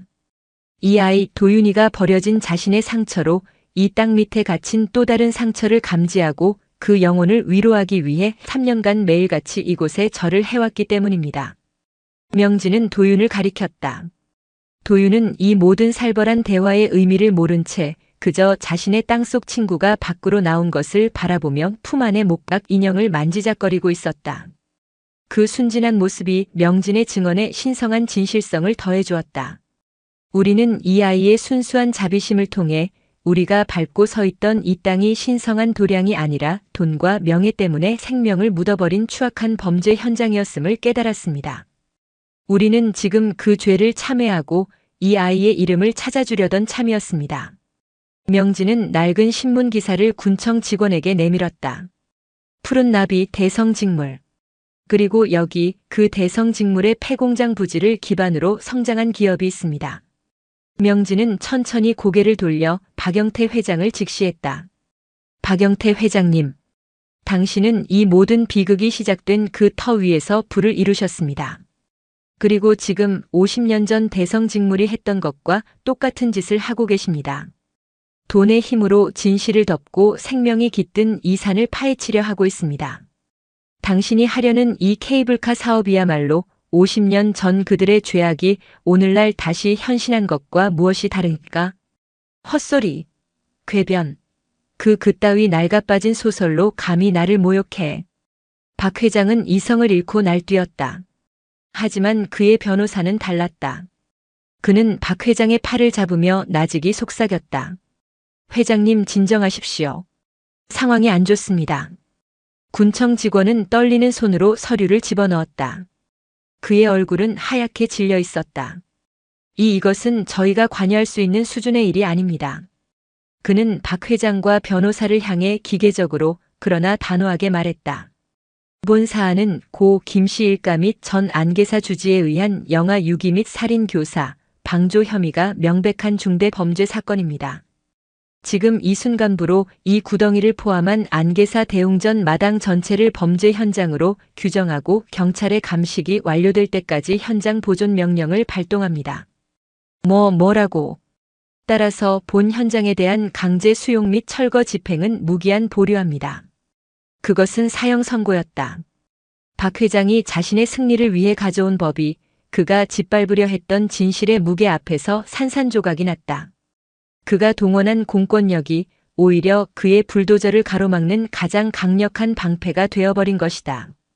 이럴 순 없어. 말도 안 돼. 이건 전부 저 중놈들의 연극이야. 박 회장이 발악했지만 공무원들은 그를 무시한 채 무전으로 경찰에 연락을 취하기 시작했다. 여기는 몽유산 안계사. 중대 사건 현장 발견. 즉시 감식반 지원 바람. 박 회장은 무너져 내렸다. 그의 거대한 그림자가 패배감으로 일그러졌다. 그는 비틀거리며 차를 향해 돌아섰다. 떠나기 직전 그의 눈이 마당 한쪽에 서 있던 도윤과 마주쳤다. 도윤은 그를 향해 그가 지난번에 울고 있다고 말했던 바로 그 지친 그림자를 향해 가만히 고개를 숙여 합장했다. 아이의 그 순수한 연민의 인사는 박 회장에게는 그 어떤 저주보다도 더 고통스러운 비수처럼 가슴에 박혔다. 차량 행렬이 먼지를 일으키며 도망치듯 산을 내려갔다. 마당에는 다시 고요함이 찾아왔다.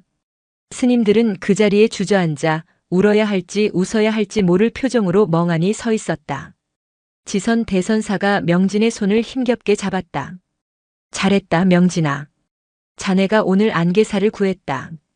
아니, 자네가 자네의 스승지선을 구했구나. 명진은 고개를 저으며 흑투성이 상 앞에 무릎을 꿇었다. 아닙니다, 조실스님. 우리는 이제 겨우 저 아이에게 진 빚을 갚을 첫걸음을 떼었을 뿐입니다. 도윤이 다가와 흙구덩이 가장자리에 자신이 품고 있던 목각 인형을 조심스럽게 내려놓았다. 마치 이제 무섭지 않지? 친구가 생겼어라고 속삭이듯. 해가 몽유산 위로 솟아오르며 그 작은 인형과 53년 만에 세상 밖으로 나온 비단 조각을 따뜻하게 비추기 시작했다. 안개사의 가장 길고 어두웠던 밤이 마침내 끝나고 있었다. 안개사의 승리는 짧았다. 박 회장의 불도저가 멈춘 자리에 세상의 이목이라는 더 무서운 폭풍이 몰아닥쳤다. 군청 직원의 신고로 출동한 경찰 감식반은 대웅전 마당 전체에 폴리스 라인을 쳤다. 그 뒤를 따라 냄새를 맡은 방송국 취재 차량과 신문사 기자들이 구름처럼 몽유산으로 몰려들었다. 50년 만에 드러난 영화 생매장 몽유산 고찰, 알고 보니 아기 무덤. 푸른 나비 대성직물의 추악한 비밀, 그리고 조계종 사찰의 검은 거래 그림자에게 절한 동자승, 50년 원혼과 교감했나? 자극적인 헤드라인이 연일 신문 일면을 장식했다. 안개사는 하루아침에 신성한 수행 도량에서 엽기적인 범죄 현장이자 돈에 눈먼 타락한 종교 집단의 소굴로 전락했다. 세상의 반응은 잔인했다. 그들은 지선과 명진의 참회에는 관심이 없었다. 그들은 오직 돈 받고 아기를 묻어준 스님과 교감하는 신통한 동자승이라는 두 가지 자극적인 소재에만 열광했다. 매일같이 수십 명의 기자들이 산문을 넘으려 시도했고 카메라 드론이 사찰 상공을 배회했다. 스님들은 죄인처럼 요사체 밖으로 한 걸음도 나갈 수 없었다. 이게 우리가 원한 참회란 말입니까? 한 젊은 스님이 절망하며 명진에게 물었다. 세상 사람들은 우리를 파렴치한으로 봅니다. 조실 스님의 은사 스님을 돈에 미친 악마로 부릅니다. 이것이 진실을 밝힌 대가입니까? 명진은 아무 말도 할 수 없었다. 그 역시 쏟아지는 비난과 조롱에 마음이 무너져 내리고 있었다. 며칠이 지나자 사찰의 곳간은 바닥을 드러냈다. 신도들의 발길이 완전히 끊겼다.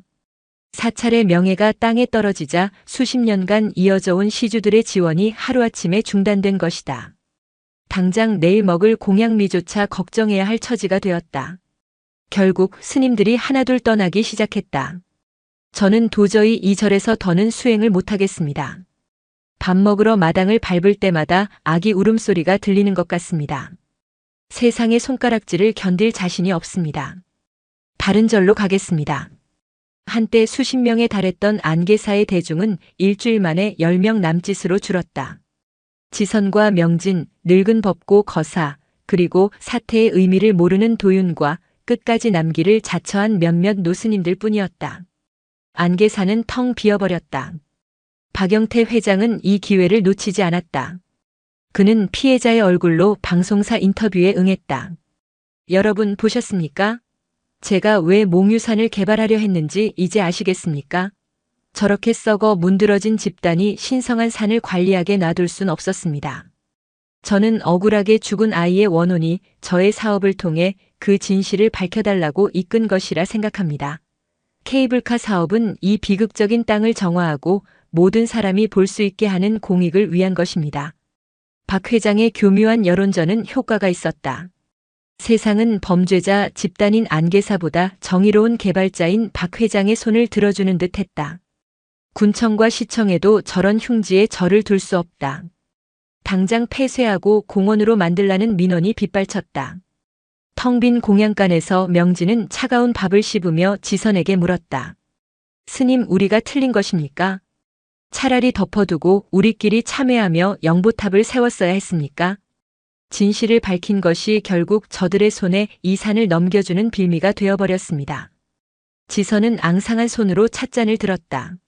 명진, 거울이 더럽다고 해서 거울을 깨트리는 것이 답이던가. 세상이라는 거울이 지금 우리의 더러운 모습을 비추고 있네. 그것이 추하다고 해서 거울을 탓해선 안 되지. 그것은 그저 우리가 50년간 씻지 않고 덮어두었던 때일 뿐이야. 지금이라도 씻어낼 기회를 얻은 것을 다행이라 생각해야 하네. 하지만 절이 망하게 생겼습니다. 모두가 떠났습니다. 떠날 사람은 떠나야지. 업보의 빚을 갚는 것은 본래 이리도 고되고 외로운 법일세. 모두가 손가락질하는 이 폐허의 마지막까지 남아 흙을 덮고 향을 피우는 것. 그것이 우리가 할 일일세. 돈으로 지은 절은 돈으로 망하는 법이지만 참회로 세운 절은 결코 무너지지 않네. 지선의 눈은 흔들림이 없었다. 그때 유일하게 이 모든 소동의 중심에 있으면서도 평온한 도윤이 텃밭에서 갓 캐낸 물을 하나 들고 공양간으로 들어왔다. 기자들이 무서워 며칠째 벗고 거사의 텃밭 움막에 숨어 지내던 참이었다. 조실 스님, 명진 스님. 무 드세요. 법고 할아버지가 이제 우리 무 먹고 살아야 한대요. 아이의 손에 들린 흙이 잔뜩 묻은 싱싱한 무. 그것은 화려했던 시주의 공약물보다 더 값진 안개사가 자력으로 일어설 수 있음을 보여주는 희망의 상징처럼 보였다. 명진은 그 물을 받아들고 그제야 희미하게 웃었다. 그래, 도윤아. 우리는 이제 이 흙에서 난 것을 먹고 이 흙의 빚을 갚으며 살아가면 되는 것이구나. 그는 더 이상 언론이나 박 회장을 신경 쓰지 않기로 했다. 그가 해야 할 일은 단 하나. 푸른 나비의 흔적을 쫓아 그 아이의 이름을 찾는 일뿐이었다. 그는 수사 중인 경찰에게 양해를 구하고 증거물로 보관 중인 붉은 비단 조각을 다시 한번 자세히 살폈다. 그리고 마침내 발견했다. 푸른 나비수의 뒷면. 흙먼지에 가려져 있던 그곳에 육안으로는 거의 식별이 불가능할 정도로 작은 실로 꿰맨 글자 하나가 숨어 있었다. 연. 연꽃 연. 그것은 어머니 김소연이 자신의 딸에게 남긴 마지막 표식. 아이의 이름 연이었다. 찾았습니다, 스님. 아이의 이름입니다. 연입니다. 명진이 울부짖듯 외쳤다. 지선도 법고 거사도 함께 눈물을 흘렸다. 그 순간 그들의 등 뒤에서 싸늘한 목소리가 들려왔다. 그 아이 이름이 연이라고요? 모두가 경악하며 돌아본 그곳에 수척하고 늙은 비구니 여승 한 명이 금방이라도 쓰러질 듯 위태롭게 서 있었다. 그녀는 기자들의 포위망을 뚫고 들어온 듯 승복이 흑투성이었다. 지선은 그 비구니를 알아보지 못했다. 비구니는 흑투성이 상 앞에 다가가 그 비단 조각을 집어들고 오열하기 시작했다. 내가 지어준 이름인데 내 딸 연이 흑 이 몹쓸 어미가 흑흑. 그녀는 54년 전 사라졌던 대성직물의 막내딸 김소연. 바로 그 푸른 나비의 여인이었다. 김소연 본명은 묘련. 그녀는 지난 50년간 딸을 잃은 슬픔과 가문에 대한 원망을 안고 멀리 남쪽의 작은 암자에서 속세와 연을 끊은 채 비구니로 살아가고 있었다. 그녀는 신문을 보고도 믿지 않았다고 했다. 자신의 아버지가 그토록 사랑했던 딸에게 지병 요양이라 속이고 빼앗아간 아기를 그저 좋은 곳에 입양시킨 것이 아니란 돈을 주고 절에 생매장했을 줄은 꿈에도 몰랐던 것이다. 저는 제 아기가 살아있는 줄 알았습니다. 그저 멀리서 행복하게 살고 있으려니 그렇게만 믿었습니다. 그래서 제 아비도 가문도 용서하려 했습니다. 헌데 이럴 수가. 묘련 김소연은 뼈 조각을 부여잡고 밤새 울부짖었다. 그녀의 한은 50년간 몽유산을 짓누르던 업보의 무게 그 자체였다. 지선과 명진, 법고 거사는 그녀 앞에서 차마 고개를 들지 못했다.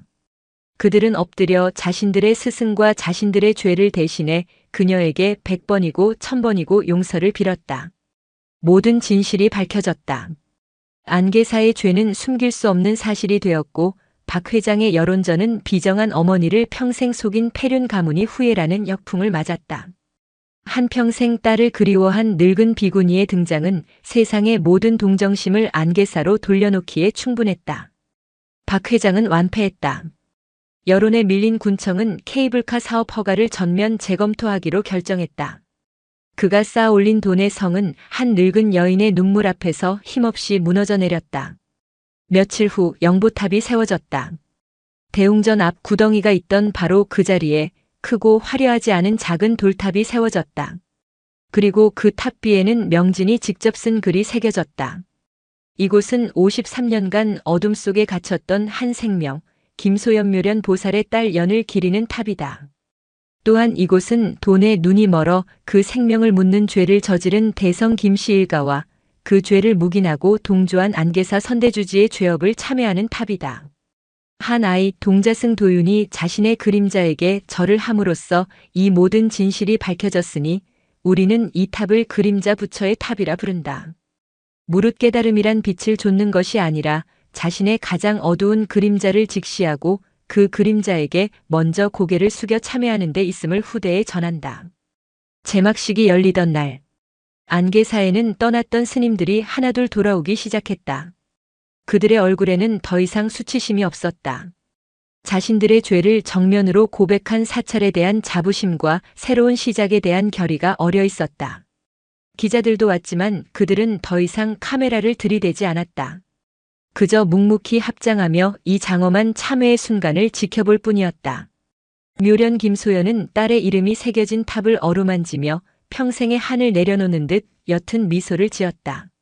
지선 대선사는 그 모습을 보고 평온하게 눈을 감았다. 그리고 다시는 눈을 뜨지 않았다. 그는 자신의 스승이 저지른 업보를 자신에 대해서 모두 갚아내고 참회의 탑이 세워지는 것을 본 후에야 비로소 무거운 짐을 내려놓고 입적한 것이다. 시간이 흘렀다. 안계사는 가난한 절이 되었다. 화려한 시주도 북적이던 관광객도 없었다. 하지만 그곳에는 진실을 찾아온 이들, 자신의 상처 그림자를 보듬고 싶은 이들의 발길이 조용히 이어졌다. 명진은 안계사의 새로운 주지가 되었다. 그는 더 이상 경전의 문자에 얽매이지 않았다. 그는 텃밭에서 벗고 거사와 함께 물을 심고 찾아오는 이들과 함께 영보탑에 절을 하며 도윤이 가르쳐준 삶으로의 수행을 묵묵히 이어갔다. 그리고 15살이 된 도윤. 소년이 된 그는 여전히 해질녘이면 대웅전 앞마당에 섰다. 이제 그의 앞에는 그를 비웃는 스님도 그를 신기해하는 기자도 없었다. 오직 영보탑과 그 탑을 비추는 붉은 노을만이 함께할 뿐이었다. 도윤은 천천히 그리고 경건하게 허리를 숙였다. 그의 앞에는 땅에 길게 들이운 자신의 그림자와 그 옆에 나란히 선 영보탑의 그림자가 함께 절하고 있었다. 도윤은 이제 알았다. 자신이 절을 한 대상은 자신의 그림자도 땅속의 친구도 아니었음을. 그것은 빛이 있기에 반드시 생겨나는 존재의 또 다른 모습. 내가 외면했던 나의 상처이자 우리가 덮어두었던 우리의 죄업이었다. 도윤은 그림자를 향해 자신의 가장 어두운 부분을 향해 그리고 이 세상 모든 상처 입은 존재들을 향해 가장 먼저 고개를 숙였다. 그림자가 빛에게 절을 올리고 있었다. 존중은 그렇게 가장 낮은 곳에서 가장 먼저 피어나는 꽃이었다. 영상이 마음에 드셨다면 구독과 좋아요, 댓글 부탁드립니다. 부탁드립니다. 부탁드립니다. 부탁드립니다. 부탁드립니다. 부탁드립니다.